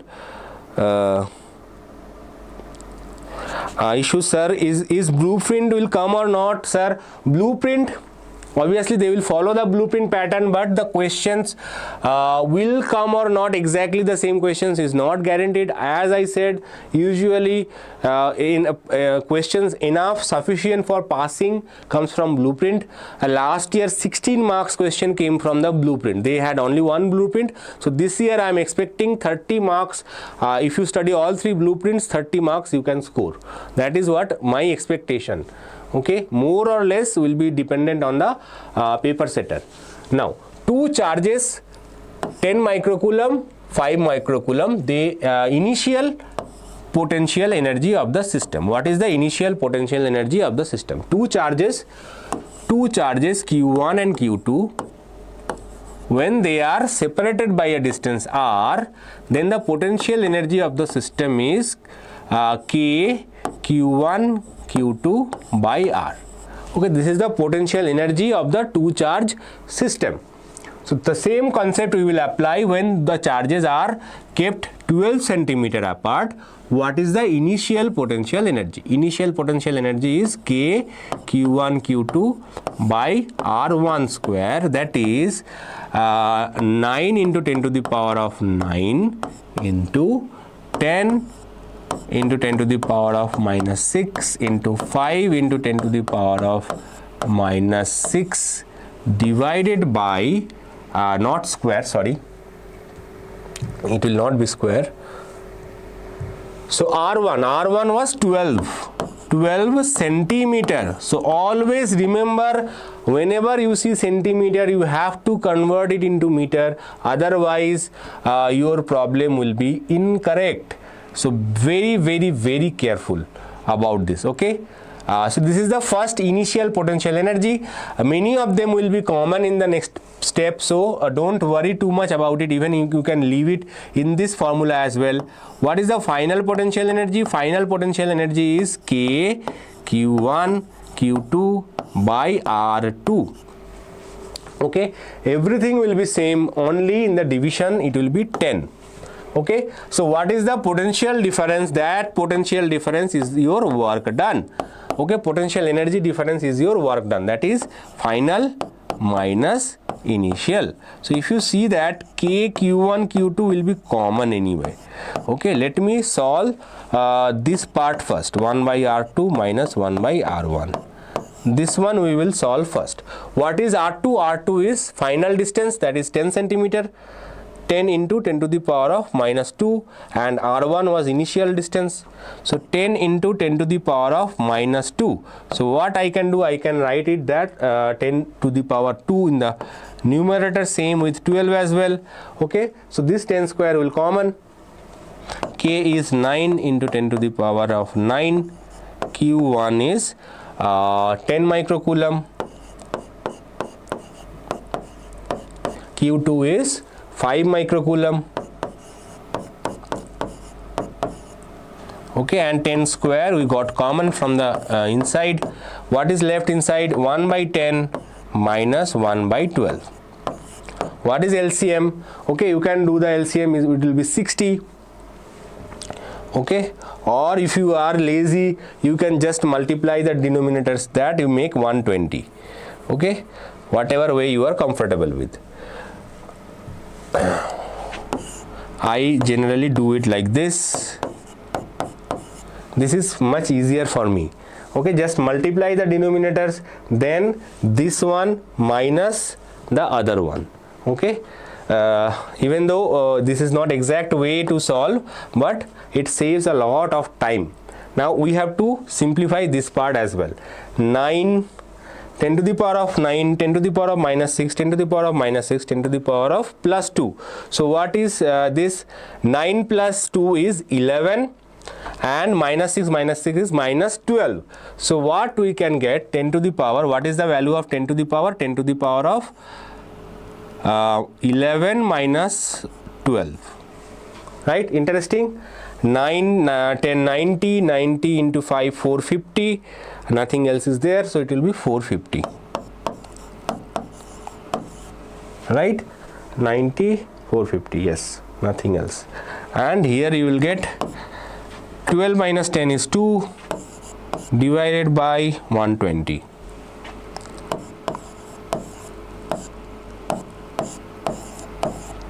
Okay, so you will get 450 by 60 into 10 to the power of minus 1. Okay, this is the work done. 0 0 cancels, and then 3 2s are 6, 3 15s are 45, 7.5 into 10 to the power of minus 1 joules, or 0.75 joules. The work done is 0.75 joules. Okay, yes, 0.75 joules. So how to solve this question? This is a very typical type of question. First, you calculate the individual potential energies. Individual potential energies K, Q1, Q2 by R. This is the first step when they are separated by 12 centimeters. Similarly, you use the same formula another time, that is, now use the distance 10 centimeter. So work done will be the difference between the two. How to find the difference? Final minus initial. If you are taking them apart, then it will be initial minus final. If you are taking them closer, then it will be final minus initial. Okay, if potential energy is decreasing, that is, you are taking them away, in that case you have to do the initial minus final. That's it. Two capacitors of capacitances 2 picofarad and 4 picofarad are connected in parallel across 100 volt supply. What is the total capacitance of the combination? Determine the charge on the each capacitor. This is a simple question. How many of you can solve it? Let me know in the comments, sir, I can solve this question. First part is common. First part is easy actually. So 2 and 4 are connected in parallel. So connected in parallel means the equivalent capacitance is easy. 2 plus 4 picofarad, that is 6 picofarad. This is the equivalent capacitance, right? And they said that total capacitance of the combination is 6 picofarad. Determine the charge on the each capacitor. So you have to find the charge on each capacitor. Okay, whatever is the charge, you have to determine on each capacitor. How can we do that? Okay, so you have to remember that in parallel combination, voltage remains the same. In series combination, current remains the same. So here, because they are connected in parallel combination, whatever voltage is across this capacitor, same potential is across the second capacitor as well. Now we know that Q equals to CV. Voltage is same for both capacitors, and the voltage value is given here 100 volt. Okay, so Q1 will be C1. What is C1? C1 is 2 picofarad. 2 picofarad means 10 to the power of minus 12, 100 volt. Okay, that is 0.2 nanocoulomb, and Q2 will be 4 into 10 to the power of minus 12 into 100, that is 0.4 nanocoulomb. Okay, 4 minus 12, 100 is 10 to the power of minus 10, right? And I have taken one more decimal over here, so it will become 10 to the power of minus 9, so that is nanocoulomb. Okay,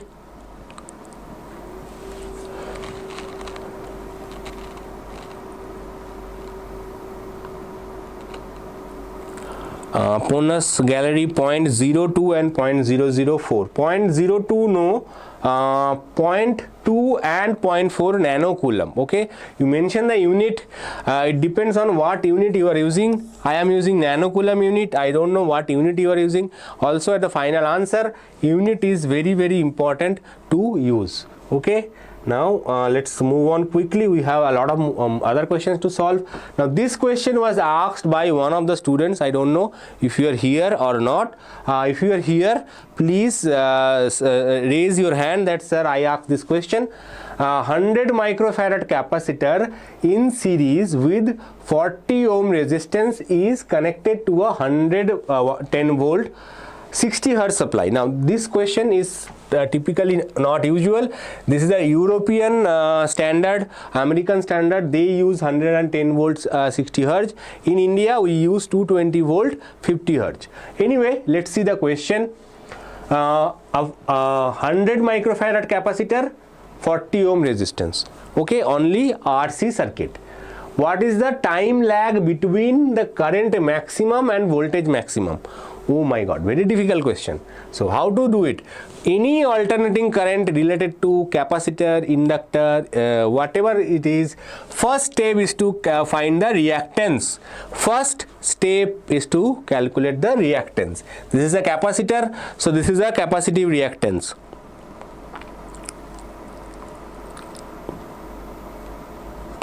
Okay, so first step is to calculate the, here only capacitor is there, so you need to calculate the capacitive reactance, that is 2 pi frequency into C. Always remember, this is the first stage, and out of all the values capacitive reactance is difficult because it is slightly tricky. It is division, right? Inductive reactance is easy to calculate, Excel, just multiplication. So now 2 into 3.14 into frequency is given 60 hertz, okay, and capacitance is given 100 microfarad. Microfarad means 10 to the power of minus 6. Okay, so always remember that whenever you are solving this kind of question, this 10 to the power of minus 6 will always move here. Okay, it will always move here and it will become positive. So microfarad means 10 to the power of plus 6 will come here. Nanofarad means 10 to the power of plus 9 will go up here. Okay, always remember that because it is in division, this is what makes it valuable. Okay, now we will try to simplify the value of XC. So 10 to the power of 1, 2, 3 zeros will cancel. 1, 2, 3 zeros will cancel. So 1000 divided by 6, 36, almost 36. 36.67. Okay, so you can calculate the exact value of XC from here. I am not using calculators, so you can calculate the exact value of XC. Not anyway. Now after you calculate XC, what to do? If they ask you to find phase difference, if they ask you to find the impedance, impedance formula is very simple. Only one formula you have to remember: R square plus XL minus XC whole square. But sir, there is no XL here. What to solve? What to do this case? No XL? Simple. XL is 0. XL 0 means, now if you do it in your mind without showing it to the teacher, that will be very good. Or if you do it at the last page, you can do rough work at the last end of the page, end of the exam sheet, and at the end you can cross it. So that is the where you should write it, and you should realize that because XL is 0, formula is very simple: R square plus XC square. Okay, but that is not the question here. They asked you to find the phase difference, or how much, what is the time lag between current and voltage. Maximum voltage, current voltage, maximum voltage or current and voltage does not matter. The phase difference is given by tan inverse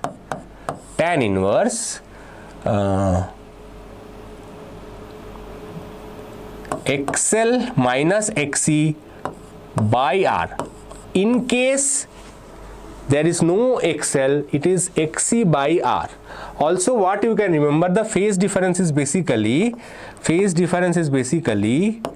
tan inverse modulus of XL minus XC divided by R. This is the easier formula. Okay, I used to say that greater than, less than. You don't need to remember who is greater, who is less. You remember this is the formula. Okay, only thing that you have to remember, if XL is there, XL is greater than XC, then voltage current lags. If XC is greater than XL, in this case obviously XC is there, XL is not there, so XL is greater than XL, so current will lead. Okay, current will lead by this angle. Okay, so what is the value? We will solve more problems on this similar concept, don't worry. Okay, so here we will get tan inverse, whatever is the XC value, okay, at some 33, 30 plus, okay, divided by R is 40. Okay, it will be 3 by 4, the exact value will be approximately 33.5. If you put the exact value over here, whatever is exact value, you will get it is to be 33.5 degree. Again, you can use the angle tangent table to find the value. Okay, and this point up to this point you have to use calculator, and as you can see the problem is very simple, nothing typical. It does not matter, don't get afraid by current maximum and voltage maximum. It is same process, no matter whatever they have given, voltage difference, phase difference between current maximum voltage, current voltage maximum, current or voltage, how much is the current leading or lagging, everything will be the same formula, XL minus XC modulus by R. Okay, here XL is not there, then it will be easy. Now let's see one more question. An AC source of frequency 50 Hz is connected in series with an inductor of 1 Henry, a capacitor of 90 microfarad and a resistance of 100 ohm. Does the current leads or lags the voltage? Calculate the phase difference between the current and the voltage. Same question. Okay, but here what you have to do, first stage is obviously the stage 1 is always same, XL 2 pi FL. This is easy to calculate. 2 into 3.14 into F is 50 and L is 1 Henry. Very simple. So it will be 100 into 3.14, that is 314 ohm. Okay, this is XL. XC is 1 by 2 pi FC. Okay, that is 1 by 3.2 into 3.14. Now someone with calculator, please help me to calculate XC. 2 into 3.14, F is 50, C is 90 microfarad. 90 means, as I said, micro will come up here. Minus 6 will, you will write it here, that will save some time. So 10 to the power of 6 divided by 50 into 2 is 100, 100 into 90 is 9000 into 3.14. Okay, so what will be the value?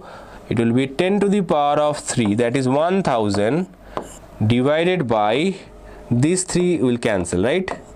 These 3 zeros will cancel, divided by approximately 27.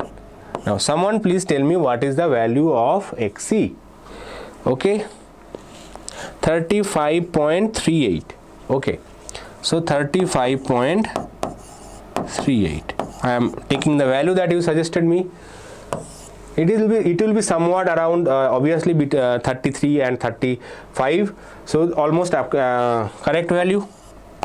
Now, so this is the XL, this is XC. Who is greater? So as we can see that XL is greater than XC. So XL is greater than XC means which one leads? Current leads or voltage lead? Okay, or current lags the voltage. Yes, current lags the voltage or voltage leads the current, other way. So current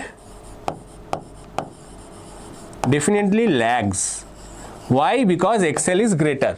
So if XL is greater than XC, this is the only thing that you have to remember in this entire type of problems.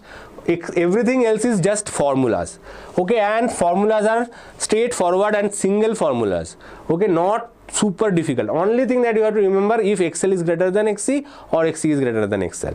So as you can see, XL is greater than XC, current lags, and the angle will be, the phase difference will be tan inverse, okay, XL minus XC divided by R. Okay, there is a cos inverse formula as well, but for that formula you have to calculate the impedance.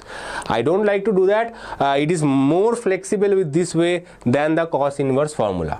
Okay, some students use cos inverse. Some students ask me, sir, why don't you use the cos inverse formula? Because in many times you just need to find the phase difference without even calculating the impedance. So why should I do any one extra step which is not required? Divided by 100. Okay, it will be some 2.79 if I remember. It will be tan inverse 2.79. okay, this is the phase difference. Now in case some students were asking me, sir, how to use tangent table. In case you are not have the time, or if you are not able to find the exact angle from the tangent table, you can leave your answer over here. You will get, most certainly you will get full marks. Maximum the teacher might deduct 0.5 marks. Very, very important. In case you are not allowed to use tangent table, Ashish, Vedant, they are saying 70 point something, so nearly 70 degrees is my answer. Okay, so in case you are not able to find this value, very good, don't worry, you will leave your answer over here, you will get the full marks. So only this chapter you need to use tangent table, and in the current lags, tan inverse 2.79, which is equal to 70 degrees. Okay, if you don't solving this, that is also fine. Okay, teachers will realize that his process is correct, his steps are correct. Final answer is not there because of some, obviously you are not allowed to use scientific calculators, so you will given full marks. But in ray optics chapter, sometimes you actually need it for an intermediate step, that is crucial. Okay, anyway, a sinusoidal voltage of RMS value 200 volt and frequency 50 Hz is applied to a RC circuit of R is equal to 3 ohm, C is equal to 800 microfarad. Calculate the impedance of the circuit. Now, no matter whatever the problem, first step is same. Here we will solve XC. XC is 2 pi FC. Same formula, every steps are same. Now 800 microfarad, so micro means 10 to the power 6 will come over here, and 2 into 3.14 into 50 into 800. So microfarad, mostly it will be given you microfarad. So microfarad means 10 to the power 6, you have to write it over here.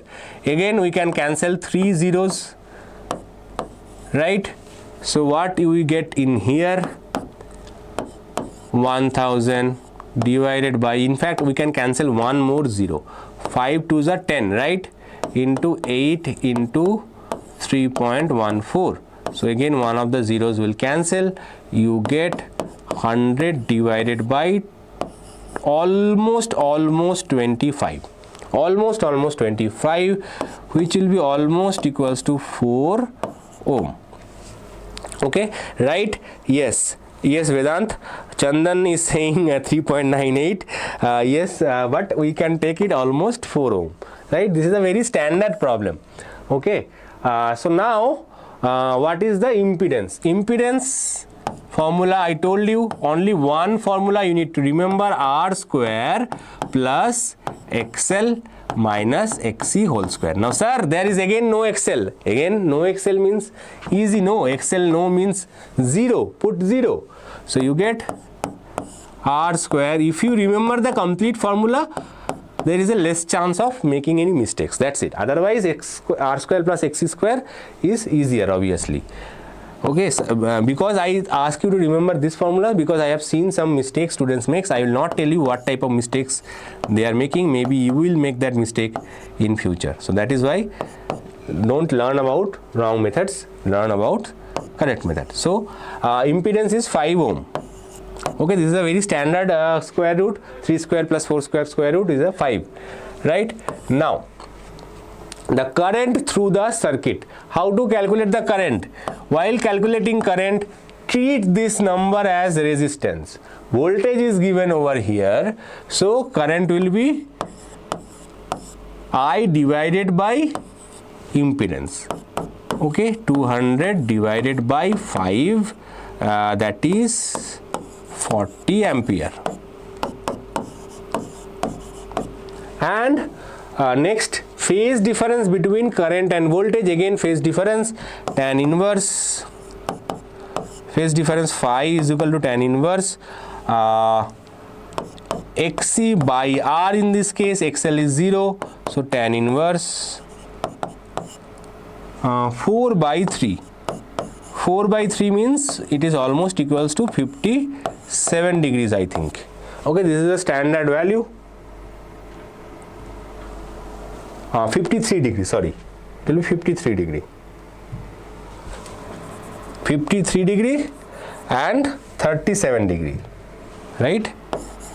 Complementary angles, yes.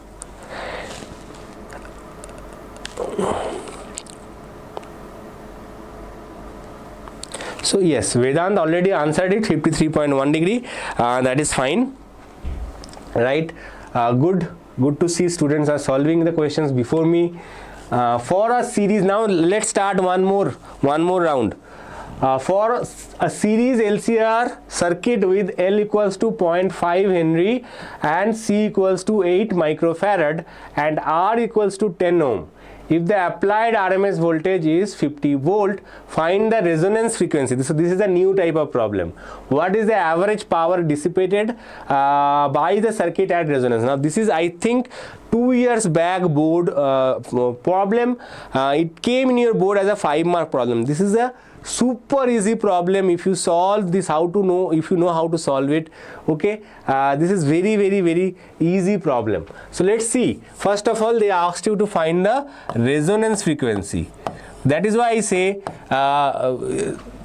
this chapter is relatively easier than many other chapters, especially for numericals. This is why I love this chapter when I solve numericals. So resonance frequency is square root of 1 by 2 pi square root of LC. This is the formula for resonance. This is the new formula, and I hope this is the last formula that you have to remember.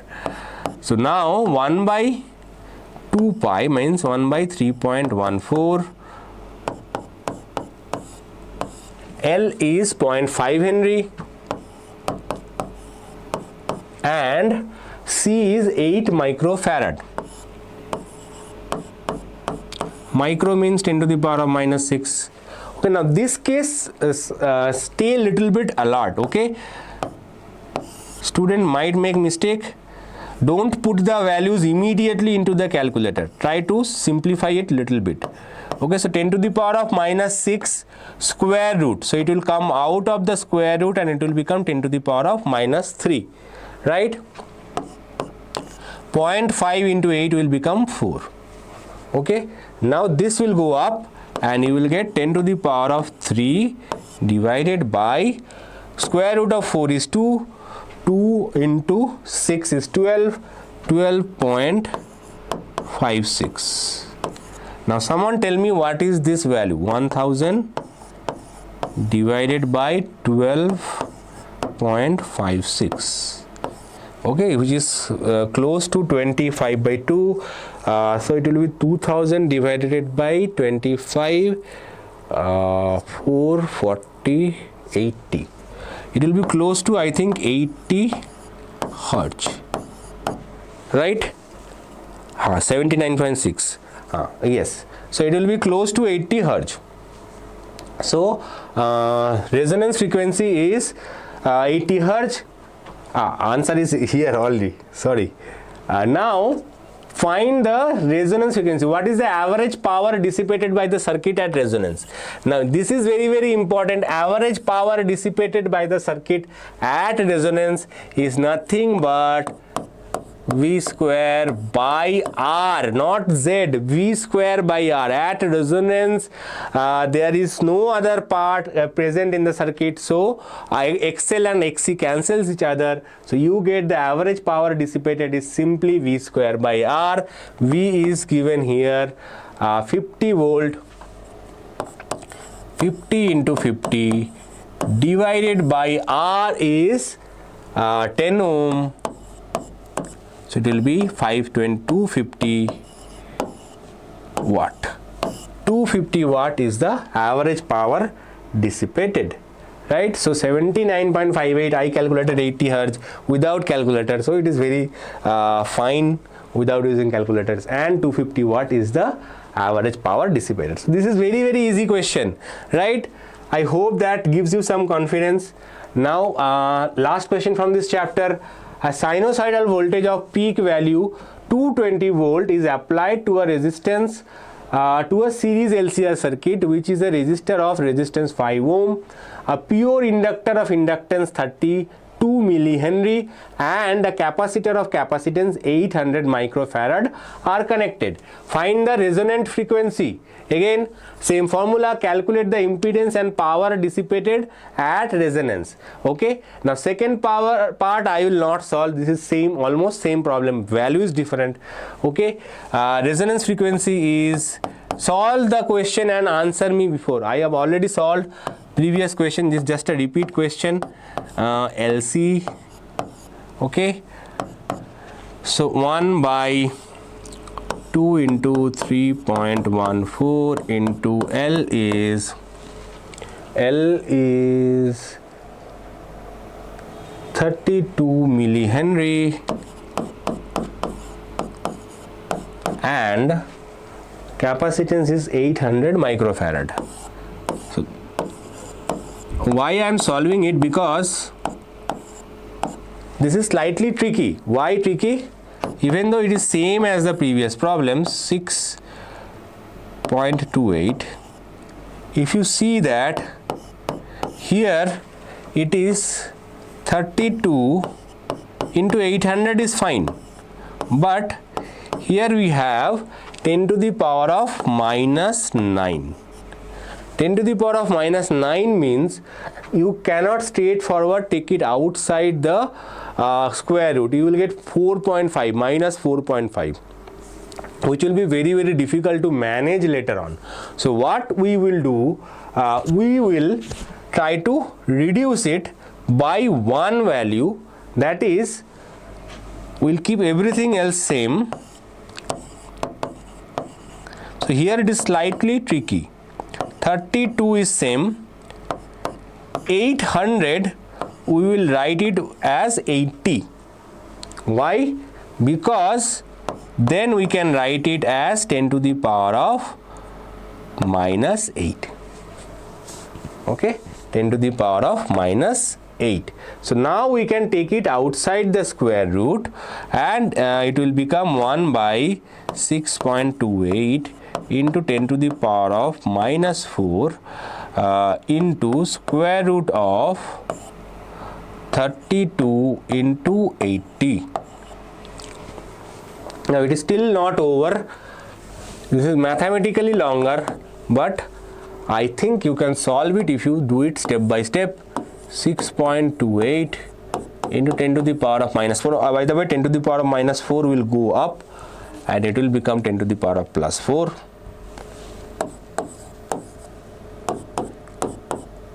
Now tell me this answer. What is the value of square root of 32 into 80? 32 is 16 into 2, 16, 16, 16. So it will be 16 root 10.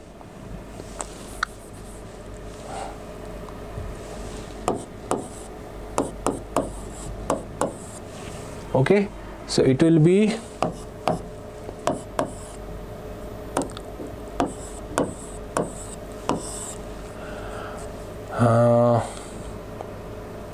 65 root 10 approximately. Now tell me the value. Tell me the frequency, resonance frequency, someone. Anyone? Anish, I think 31.4. Someone is saying it is 31.4. So let's see, 31.4 hertz. Okay. This is the resonance frequency. Calculate the impedance and power dissipated at resonance. Now they have added one more step, is that impedance and power dissipated as resonance. So impedance at resonance is equals to R. Impedance is equals to R, that is 5 ohm. Impedance at resonance is equals to the resistance of the circuit, and power dissipated we have already solved, V square by R, that is 220 volt whole square divided by 5. So you will get the answer. No, someone answered, whoever answered 31.4 is wrong. It will be 10, approximately 10 hertz. Okay, approximately 10 hertz will be the answer. 5 ohm, 4840. If you solve it, you will get 4840 watt. Okay.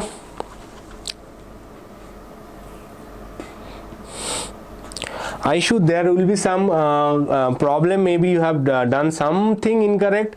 Okay. I am pretty sure that my steps are not wrong. Okay, 10 to the power minus 4, yes. You check your calculations once more, and if you find anything wrong, please let me know. Okay, up to this point it is correct. This multiplication may be a little wrong here. Yes, here I have made a mistake. It will be 96, 97, 98, whatever it will be approximately 98. Here I have made some mistake. Other than that, the problem is correct. Okay.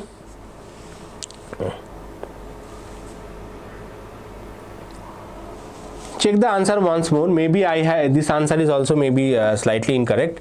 I will check it once more, but the steps are correct. Okay. Vedant is also saying 31.4 hertz. Okay. Maybe I am wrong. Maybe it will be 31.4. Okay. As I can see, it will be 100 by root 10. Approximately the answer will be 100 by root 10. So that will be 10 root 10. Okay. So yes, 10 root 10 means it will be 10 root 10, not 10 hertz. It will be 10 root 10 hertz. Okay, 10 root 10 hertz means yes, it will be approximately square root of 9 is 3, so square root of 10 will be 3 point something, so it will be 31. Yes, 31 hertz is correct. Yes. 31.4 or 31 hertz, I think it is correct.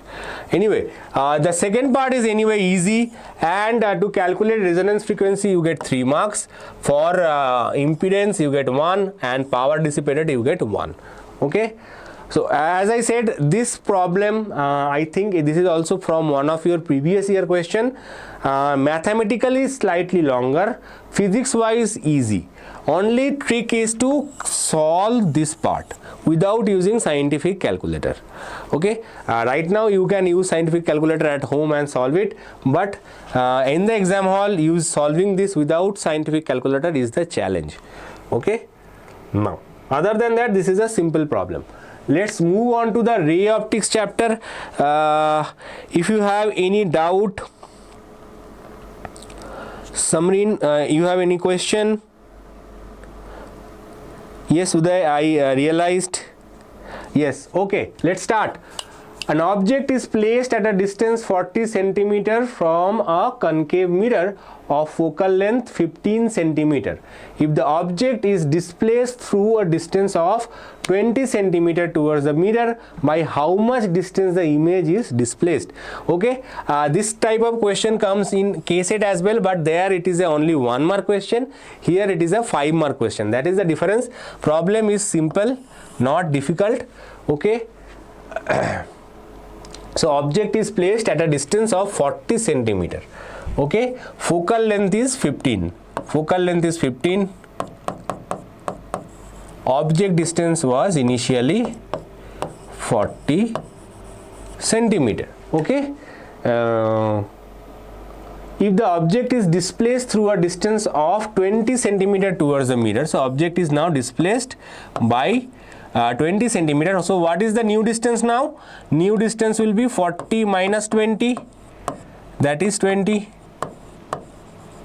Okay, so 20 centimeter is the new distance. Now what you have to do, you have to find by how much distance the image displaced. So first we will use obviously the same formula, 1 by V plus 1 by U equals to 1 by F.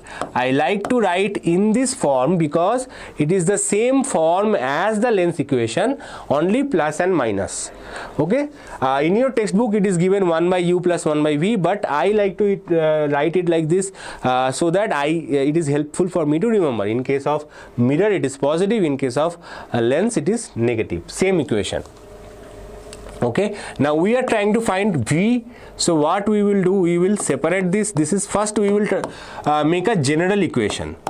Very important in case of mirror or lens formula. Try to make a general equation, that will save a lot of time. So this is the 1 by V. So V equals to UF by U minus F. This is the general equation. Now we will use this general equation twice. First for 40 centimeter, second for 20 centimeter, and calculate the corresponding V's. So first for U equals to minus 40 centimeter. And remember that object distance is always negative. No matter lens, mirror, surface, whatever you are using, object distance will always be negative. Now if the surface is concave, maybe lens, maybe mirror, does not matter. As long as it's a concave, focal length will be negative. Concave means focal length will be negative. Okay, general things, try to generalize the things so that you don't get confused in the exam. For concave surface, mirror, lens, whatever it is, focal length negative. Convex, mirror, lens, focal length positive. Okay, and object distance is always negative. Other than that, most of the things are sorted. You can calculate V based on whatever values are given here. So let's see the V1. V1 is minus 40 minus 15, concave, so focal length is minus, divided by minus 40 minus, so minus 15, right? So this minus minus plus cancels. Okay, so we get 40 into 15 divided by minus 40, this minus becomes plus, so we can make this plus. Okay, so you will get minus 25 in the division. Okay, so let me cancel. 5 5s are 25, 5 3s are 15, 5 8s are 40, so it will be minus 24 centimeter. Okay, so this was the initial position. This is the initial position of the image, right? Now final position is at U equals to minus 20 centimeter. So final position is when U is equal to minus 20 centimeter. At that position, say V is V2, that will be minus 20 minus 15 divided by minus 20 minus 15. Okay, again this minus will cancel, this and this will be plus, so you can put that over here. So you will get 20 into 15 divided by minus 5, so it will be 3, so it will be minus 60 centimeter. Okay, so what is the displacement of the image? So the displacement of the image delta V equals to minus 60 minus 24, minus of minus 24, that is plus 24, that is minus 36 centimeter. Minus 36 centimeter means it is moving away from the mirror. Okay, moving away from the mirror. So as you are moving the object towards the mirror, it moves away from the mirror. Yes, so minus 60 is this one, plus 24 is the initial one, the difference will be minus 36. That is the answer to this question, 36 centimeter. Okay, and if they ask you what direction, direction will be away from the mirror, that is why negative sign is there. Rahat Hussain, what is your question? MCQ, what are you referring, guys? Rahat Hussain, you can see my MCQ series. I have done a very long series. Also, I have done a shortcut version of 100 MCQs. You can check any one of them if you want. Okay. An object is placed at a distance 0.3 meter from done.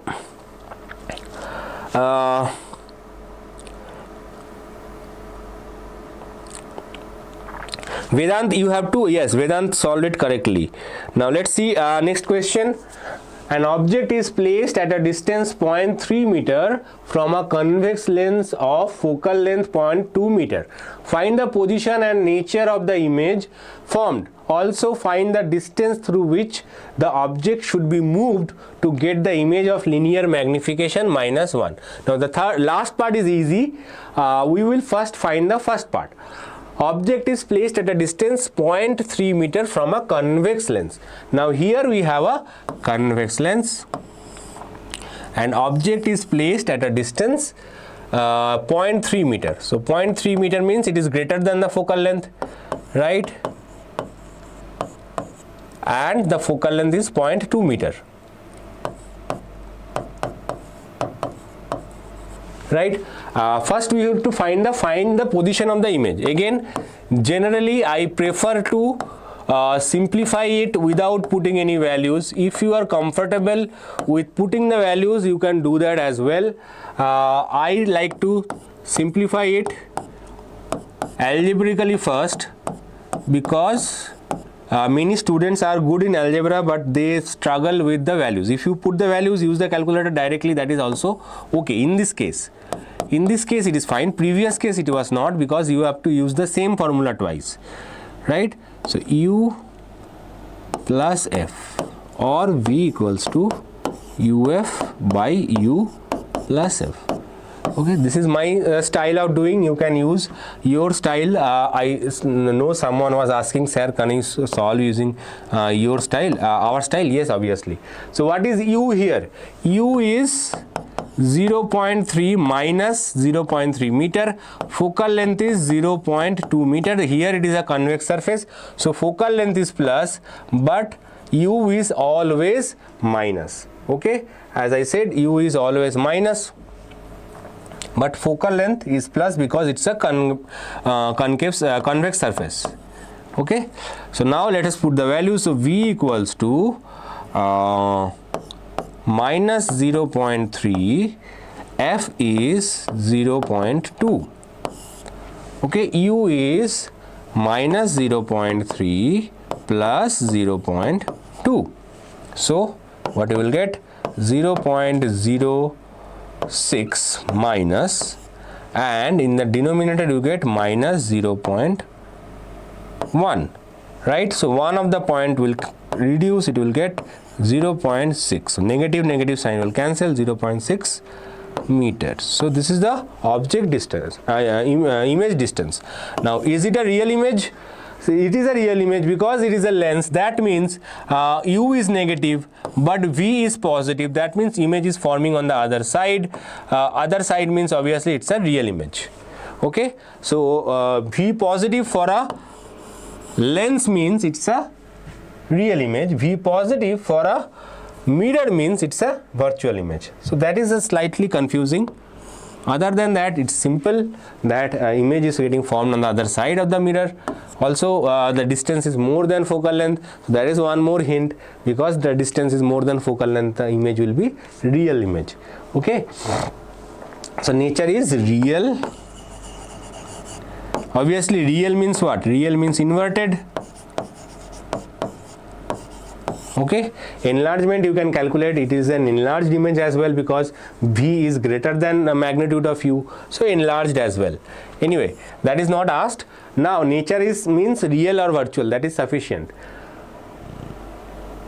Also find the distance through which the object should be moved to get an image of linear magnification -1. This is easy, right? How much you should move the object? So object should be placed at a distance of 2f. Object should be placed at a distance equals to 2f to get the linear magnification -1. Linear magnification -1 means whatever is the size of the object, same is the size of the image, but it is inverted. That real and inverted image, and it is only possible when the object is placed at a distance 2f.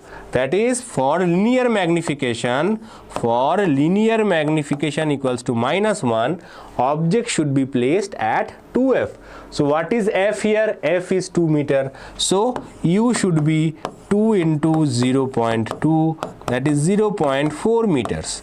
That should be our u magnitude, and u initially was at 0.3 meters. So the displacement of the object should be 0.4 minus 0.3, that is 0.1 meter. Okay, so the answer is 0.6 meter real and 0.1 meter, right? Yes. Now next problem, quickly. What is the angle, what angle should a ray of light be incident on a face of a prism of refracting angle 60 degrees so that it just suffers total internal reflection on the other surface? The refractive index of the material of the prism is 1.524. This is a brand new question. Okay, it was never solved in this channel before. Okay, the previous problem, some of the problems are solved. This is a brand new question. So how to solve that? A ray of tangent. So this is the angle of prism. Okay, a ray incident on this. We will use some knowledge of the angle of minimum deviation. It is, even though it is not super related, but some concept, some geometrical concept will be helpful. That is the hint. So this is the triangle. Ray of light after passing through this, it is suffering total internal reflection. Now if this is the angle, say R1, this is say R2. Okay, then what we know is that from geometry, R1 plus R2 must be equals to angle of the prism. Does not matter whatever the angle of emergence. Okay, so this is say angle of incident I. Now this is the critical angle. Suppose this is the critical angle, means from outside. Critical angle will happen from the inside anyway. So such that the ray passes through the medium separating these two. This is the main concept. So at this angle I, the ray after passing through the prism, it instead of going into the second medium, it grazes these two medium. Okay, so this means this angle will be 90 degrees. So E is 90 degrees. Okay, so that means R2 must be the critical angle. So what is the value of R2? So R2 must be equals to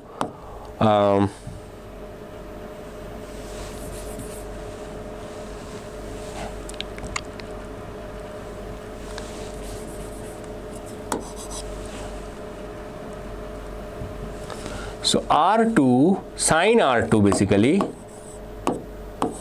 equals to 1 by 1.524. This is the value.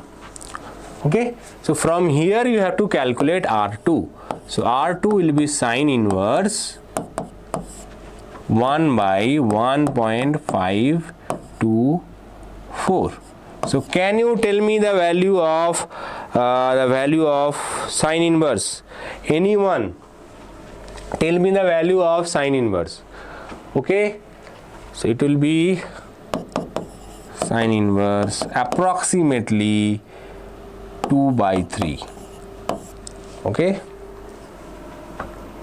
approximately 2 by 3.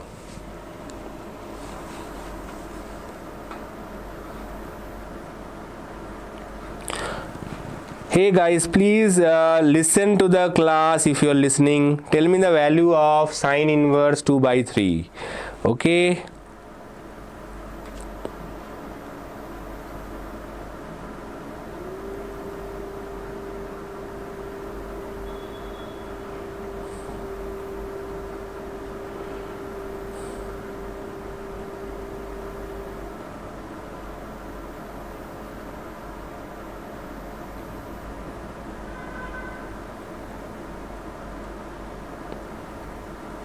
Zero VFX was asking 4 by 4 matrix how to do, sir. 4 by 4 matrix is in mathematics. You can ask Ankit sir. It is over. The class is over. Mathematics exam is transcendent life is saying 41 degree. So okay, let me use that 41 degree here. Okay, so R2 is 41 degree. Now put that value over here. You will get R1 plus 41 degree is equals to 60 degrees. So R1 is equals to 19 degrees. Okay, now again we will use the same value, sine I by sine R. Sine I by sine R again is the refractive index, that is 1.524. Okay, now here it is again this is slightly, so sine I is equal to 1.524 into sine R1 and I equals to sine inverse 1.524 into sine R1. You have to put the value of sine R1, which is sine 19 degrees, and then multiply it, then take the sine inverse of that. You will calculate the value of the incident angle, and what will be the answer for this question? Answer will be 30 degrees. It will be close to 30 degrees, not exact 30 degrees. Clasher, explain again. So Clasher, first you have understood up to this part. First we will start from this surface. Okay, so light ray is traveling from this medium, okay, and it is entering the prism media, and then when it is falling on this surface, it is undergoing total internal reflection. So what is the condition for total internal reflection? The condition for total internal reflection is, as soon as it falls on this, okay, the minimum angle will be minimum possible angle will be such that the refracted angle is 90 degree, right? This is the critical condition. This is the edge. Any angle more than that, it will suffer total internal reflection, right? So this is the critical case. So we will start with the critical case and this surface, the outer surface, the last surface first. This is our starting point, right? So from there you can use this formula, okay, the condition for total internal reflection, and you can calculate whatever is the value of R2. Okay, so R2 will be sine inverse of 1 by mu If you remember the formula, if you don't remember, that is also fine. Okay, R2 is basically equals to sine inverse 1 by 1.54, which will be equals to 41 degrees.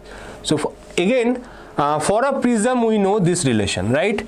R1 plus R2 is equals to angle of the prism. In this case, angle of the prism is given 60 degrees. So R2 we have calculated using total internal reflection formula. So R1 will be 60 minus 41, that is 19 degrees. I hope up to this much is clear, right? If you have any doubt up to this much, please ask me. Sheikh, you can take Clark's table. Yes, Clark's table you can use.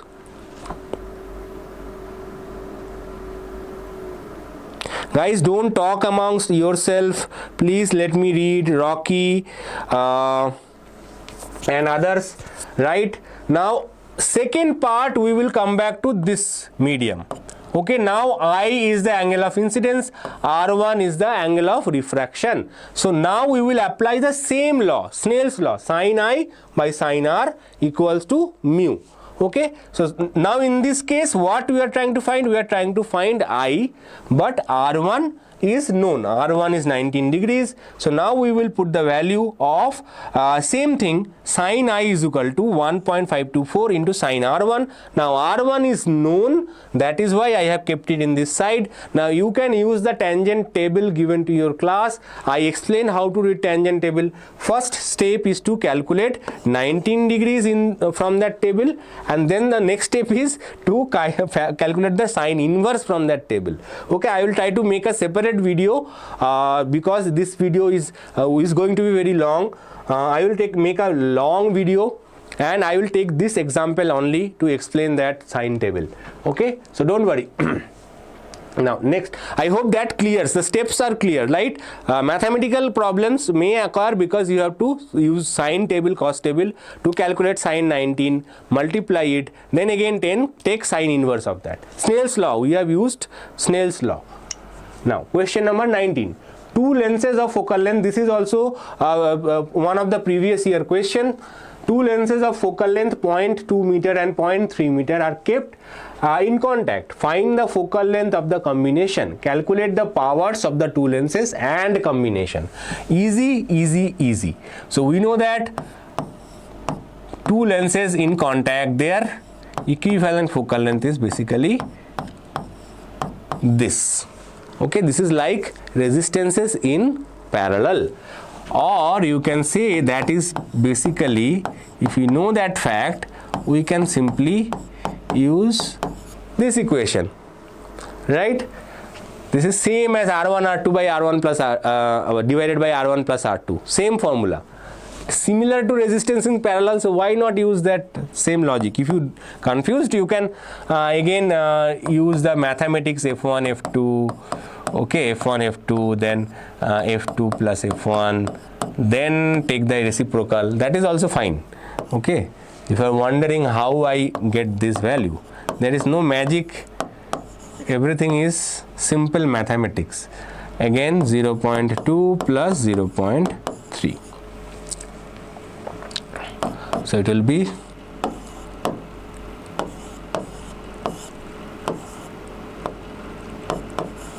so it will be 0.12 meter. Very simple. If you get this question, you should consider yourself lucky. I have seen this question. I gave this question in one of the tests in college, and 90% students still not able to answer this. This is very, very, very easy question. Power 1 is 1 by F1, that is 1 by 0.2. Now here you have to mention the unit, diopter, and also sign plus. Okay, focal length plus or minus not important, but in case of power, plus or minus is very, very important. It will be 10 by 5 plus 5 diopter, and second one P2 will be 1 by F2, which will be equals to 1 by 0.3 plus diopter, so it will be plus 3.33 diopter, and total power is P1 plus P2, that is 5 plus 3.33 plus diopter, that is 8 plus 8.33 diopter. Easy, very easy, simple. I know many of you have solved it even before I started solving it. Parivartana talk in Kannada bit aga telega. See, I understand Kannada, but I am not super comfortable in speaking, so that's why I use Salpa Kannada in between my class. Okay. But I am not super comfortable in Kannada. I can understand, but I cannot speak. I can speak street Kannada, not the teach Kannada. That is the difference. Okay. A prism of angle 60 degree produces angle of minimum deviation of 40 degrees. What is the refractive index? Calculate the angle of incidence. This is also another type of question that you can expect in your board exam. So here we have a prism angle 60 degrees, and again, anyone who shared their doubts in the PDF file, I know I was not able to open some of the Google Drive links you shared, so make sure you share them in a shareable format. Okay, now this is the case delta m. Angle of minimum deviation is 40 degrees.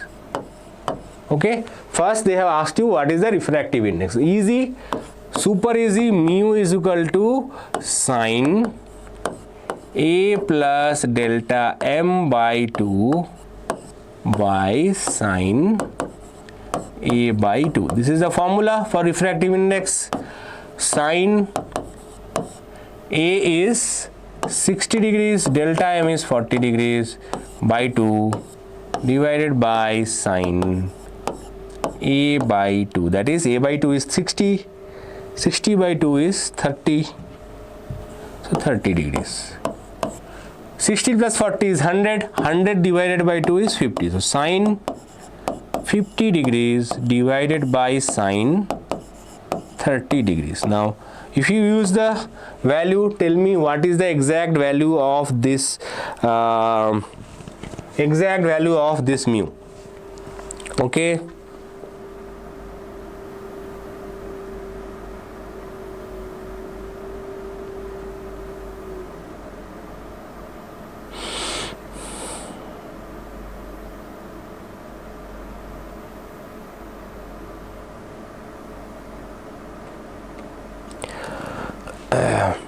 someone tell me the value. 1.5. The clasher is saying it is 1.5. Okay, let me believe in it is 1.5. So mu we have calculated.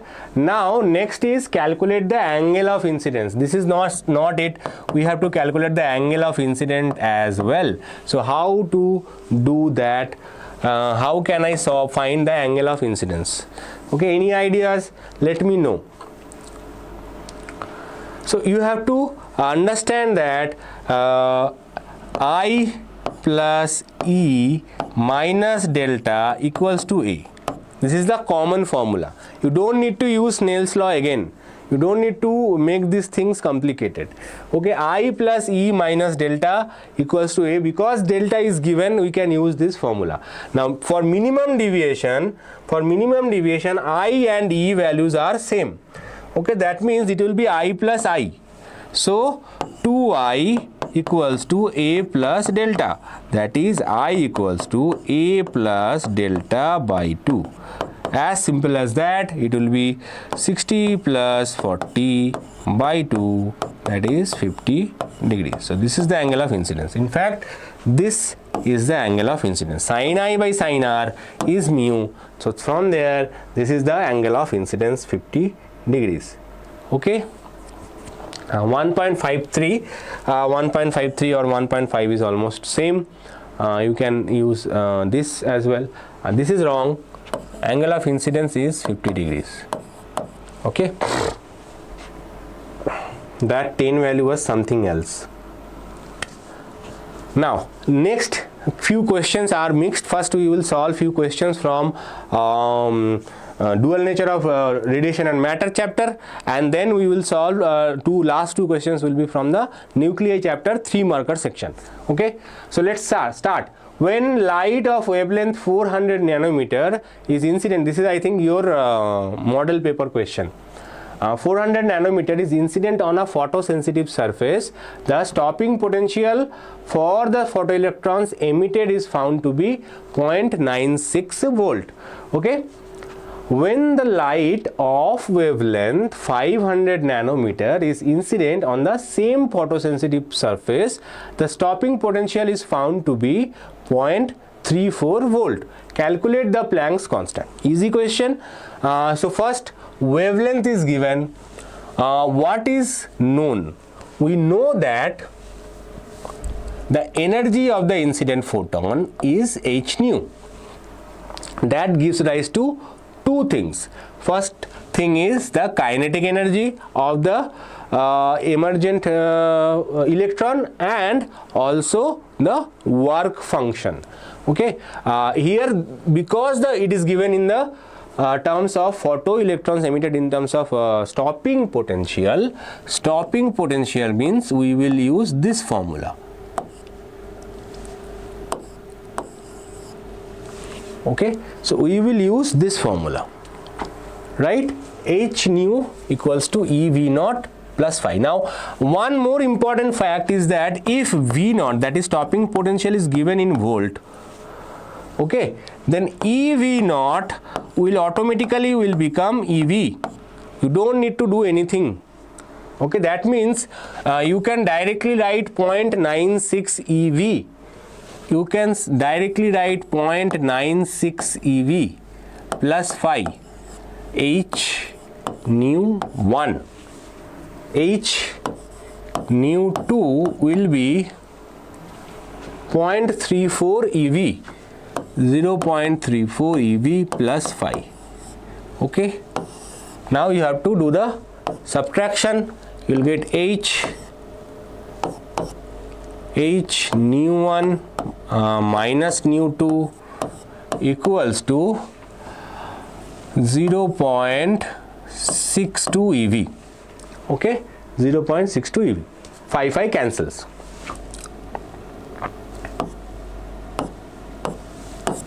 Right now, this is obviously not over. This is just the beginning. Now nu is what? Nu is C divided by wavelength. So minus C divided by wavelength equals to 0.62 EV. Okay. Now here what we are doing is that we are trying to find the Planck's constant. So we are trying to find, that is 0.62 EV divided by C into, C is common actually, 1 by lambda 1 minus 1 by lambda 2. Now the problem is here everything has to be converted into SI unit. That is the major problem in this case. This is slightly trickier mathematical question, but formula wise only one formula is required. Mathematics can be little tricky in this case, because here the value of H itself is 10 to the power of minus 34, which is very small value. So what we will do, first of all, we will try to simplify this one, 1 by lambda 1 minus 1 by lambda 2 first. So what is 1 by lambda? Lambda 1 was 400, lambda 2 is 500. Okay, so 1 by 400 nanometer means 10 to the power of 9. Okay, minus 1 by 500 nanometer means divided by 500. Okay, this is the first thing that we will try to do in the rough side of the paper.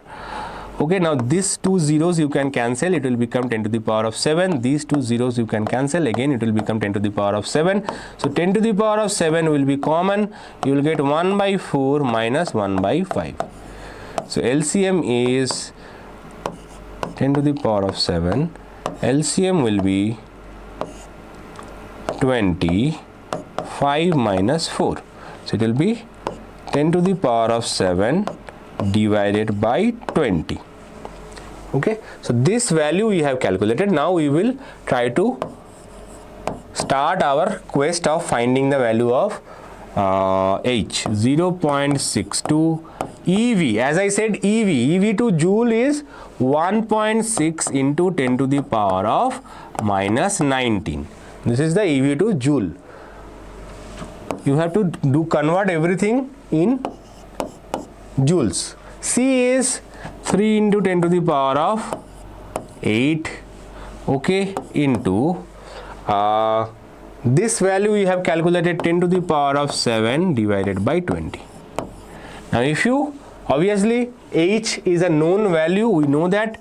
After this step, once you have simplified everything, you can either calculate using a calculator, or you can write that it should be. But remember that all the lines, all the steps will be checked. Only after this stage you can write it.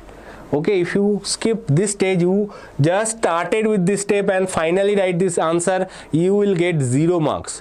Only after this stage, where you have simplified all the known variables, you have inserted all the variables, then only you are allowed to use the final answer, right? Okay. Now, so this is very, very important, this part. Let's move on to the next question. Light of frequency 7.21 into 10 to the power of 14 Hertz is incident on a metal surface. The cutoff wavelength for photoelectric emission from the metal surface is 450 nanometer. Calculate the speed of the photoelectrons emitted from the surface. Given Planck's constant is 6.625 into 10 to the power minus 34 joule second, and mass of the electron is 9.1 into 10 to the power of minus 31 kg. Very, very interesting. So frequency here is given 7.21 into 10 to the power of 14 Hertz. The cutoff wavelength for the photoelectric emission of the metal is 450 nanometer. Cutoff wavelength means nu naught will be C by this cutoff wavelength. Cutoff wavelength is minimum wavelength required, right? Or maximum wavelength that can give the photoelectric effect. So 3 into 10 to the power of 8 divided by 540, my mistake. So this is the threshold frequency. Threshold frequency and cutoff wavelength are obviously opposite. So 540 10 to the power of minus 9. So that will be 3 ones are 3, 180. So it will be 10 to the power of 17 divided by 180. Okay.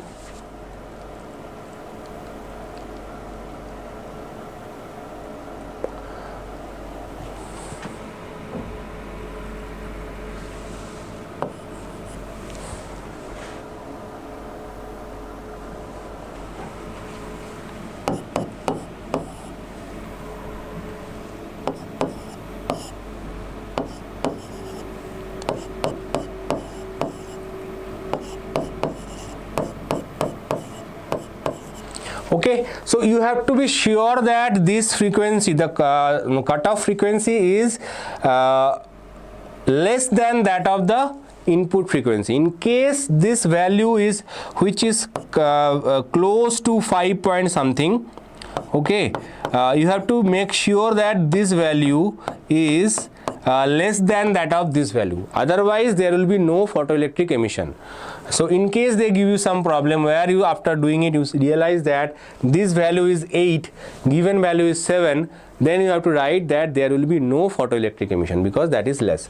And now anyone, can you please tell me the exact value? Shagufta is 5.55. Thank you, Shagufta. Okay. Now what we will use? We will use the same Einstein's equation, h nu equals to we have to find the speed of the photoelectron. Speed of the photoelectron means half m v square plus h nu naught, okay, or half m v square equals to h nu minus nu naught, okay, that is h nu was 7.21 minus 5.55 and it will be 10 to the power of 14, okay, and then v square will be 2 into, so this 2 will go up, just follow the mathematical process, 6.625 into 10 to the power of minus 34. Most of the 10 to the powers will be cancelled, so don't worry, it will be 1.8 I think, 1.8 into 10 to the power of 14, 1.7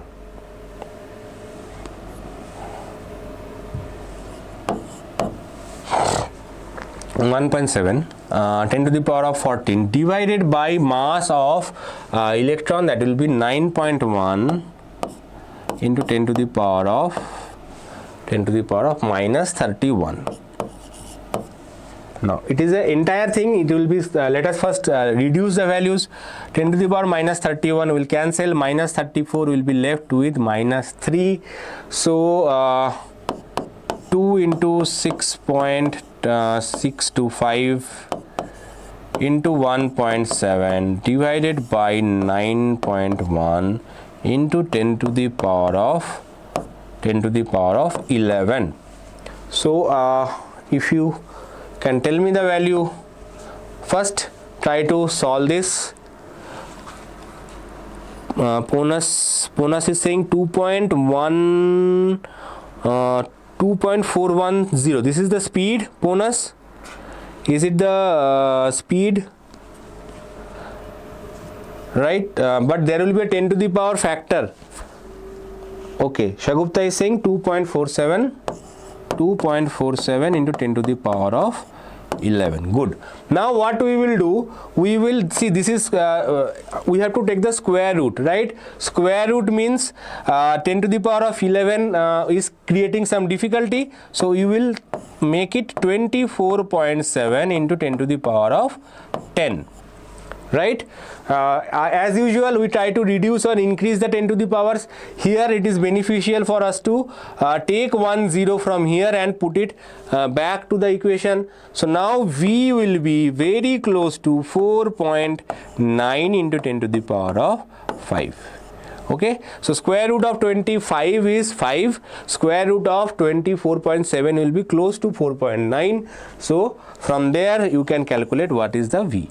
And always 10 to the power values, you have to do it separately. To tackle that, first make sure that 10 to the power of 10 is a value which is divisible by 2, so that whenever you are doing the square root, it is divisible by 2 and you get 5, right? 4.96, yes, 4.96, 4.9, I said approximately 4.9, which is almost very accurate, right? So you have to follow the steps. This is also based on only single equation, but single equation also may have different variants. So that is why if you practice few problems from this, 4.91 when I did in the past, it was 4.91, which is also acceptable. Now another question, the work function of cesium metal is 2.14 electron volt. When the light of frequency 6 into 10 to the power of 14 Hz is incident on the metal surface, photo emission occurs. Find the energy of the incident photon, maximum kinetic energy of the photoelectrons. Okay, both you have to do in terms of electron volt. So first we have to find the energy of the incident photon. Energy of the incident photon, obviously same formula, E is equal to h nu, right? Here nu will be this one, right? So that is Because it is given in Hertz, there is no other option. You have to use the long method, that is 10 to the power of minus 34 into 6 into 10 to the power of 14 divided by 1.6 into 10 to the power of minus 19 eV. This is the way to calculate, right?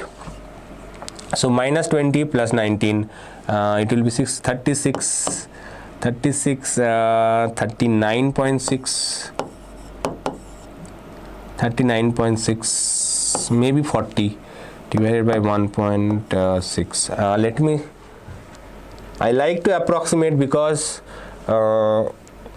when you are solving numerical questions in competitive exam, there is no calculator. You are allowed to use calculators in the exam, but that is not allowed in your competitive exam. That is why it will be 10 to the power of 19 minus 19 plus 33 minus 1. Okay, so you will cancel it. It will be 40 by 16. So 4 4s are 16, 10, that is 2.5. Okay, so energy of the incident photon is 2.5 electron volt. If you get any other value, please let me know. Okay, Shagupta is saying 2.486. Okay, very good. I approximately 2.5, which is very close, but 2.486 is the exact value. Okay, if you get this value, that is also fine. Now next part is maximum kinetic energy of the photoelectron. That is also very, very important. So H nu is equal to kinetic energy max minus plus the work function. So kinetic energy max obviously will be H nu minus phi. So H nu we have calculated 2.486 minus 2.14, which is given in the question work function. So it will be 0.346 eV. Okay, so this is the kinetic energy maximum of the emitted electron. Yes, 2.486 eV. Kinetic energy max is 0.346 eV. Right? Yes, correct. Now let's move on to the last two questions. These are from the chapter nuclei. As I mentioned, I will be solving few questions from nuclei as well, so that if you are going for that 3-marker numerical questions, you should be able to answer that. Calculate the mass defect of oxygen nucleus 1608 using the following data in mega electron volt. Mass of proton is 1.0087825 U. Mass of neutron is 1.0086665 U. Mass of oxygen nucleus is 15.995 U. Okay, so obviously 16.8 means number of protons is 8, number of neutron is also 8. Right, either nitrogen, because nitrogen has come in the board exam last year. I don't think they will repeat the same question. So this is the same question, but in using oxygen. Okay, so mass of proton is equals to 1.007825 into 8 U. Mass of neutron is 1.0086665 into 8 U. Now you have to add these two values to calculate the total mass of the nucleons. Total mass of the nucleons you have to calculate by adding these two values. So tell me the answer for the total mass of the nucleons. Okay, someone tell me the total mass of the nucleons. It will be 8. So as you can see, it will be definitely more than 16. 64, 56, so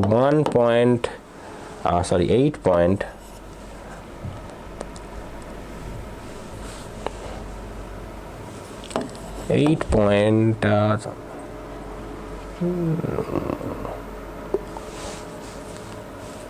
06 plus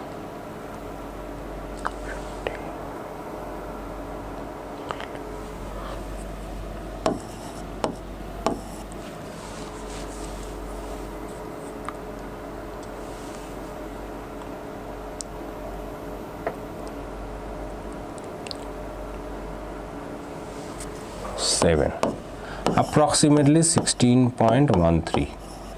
Okay, approximately 16.13 U. So what is the mass defect? Mass defect is the total mass of the nucleons minus the mass of the oxygen nucleus, that is 15.995. okay, which will be equals to 0.005, which will be equals to 0.125 U, right?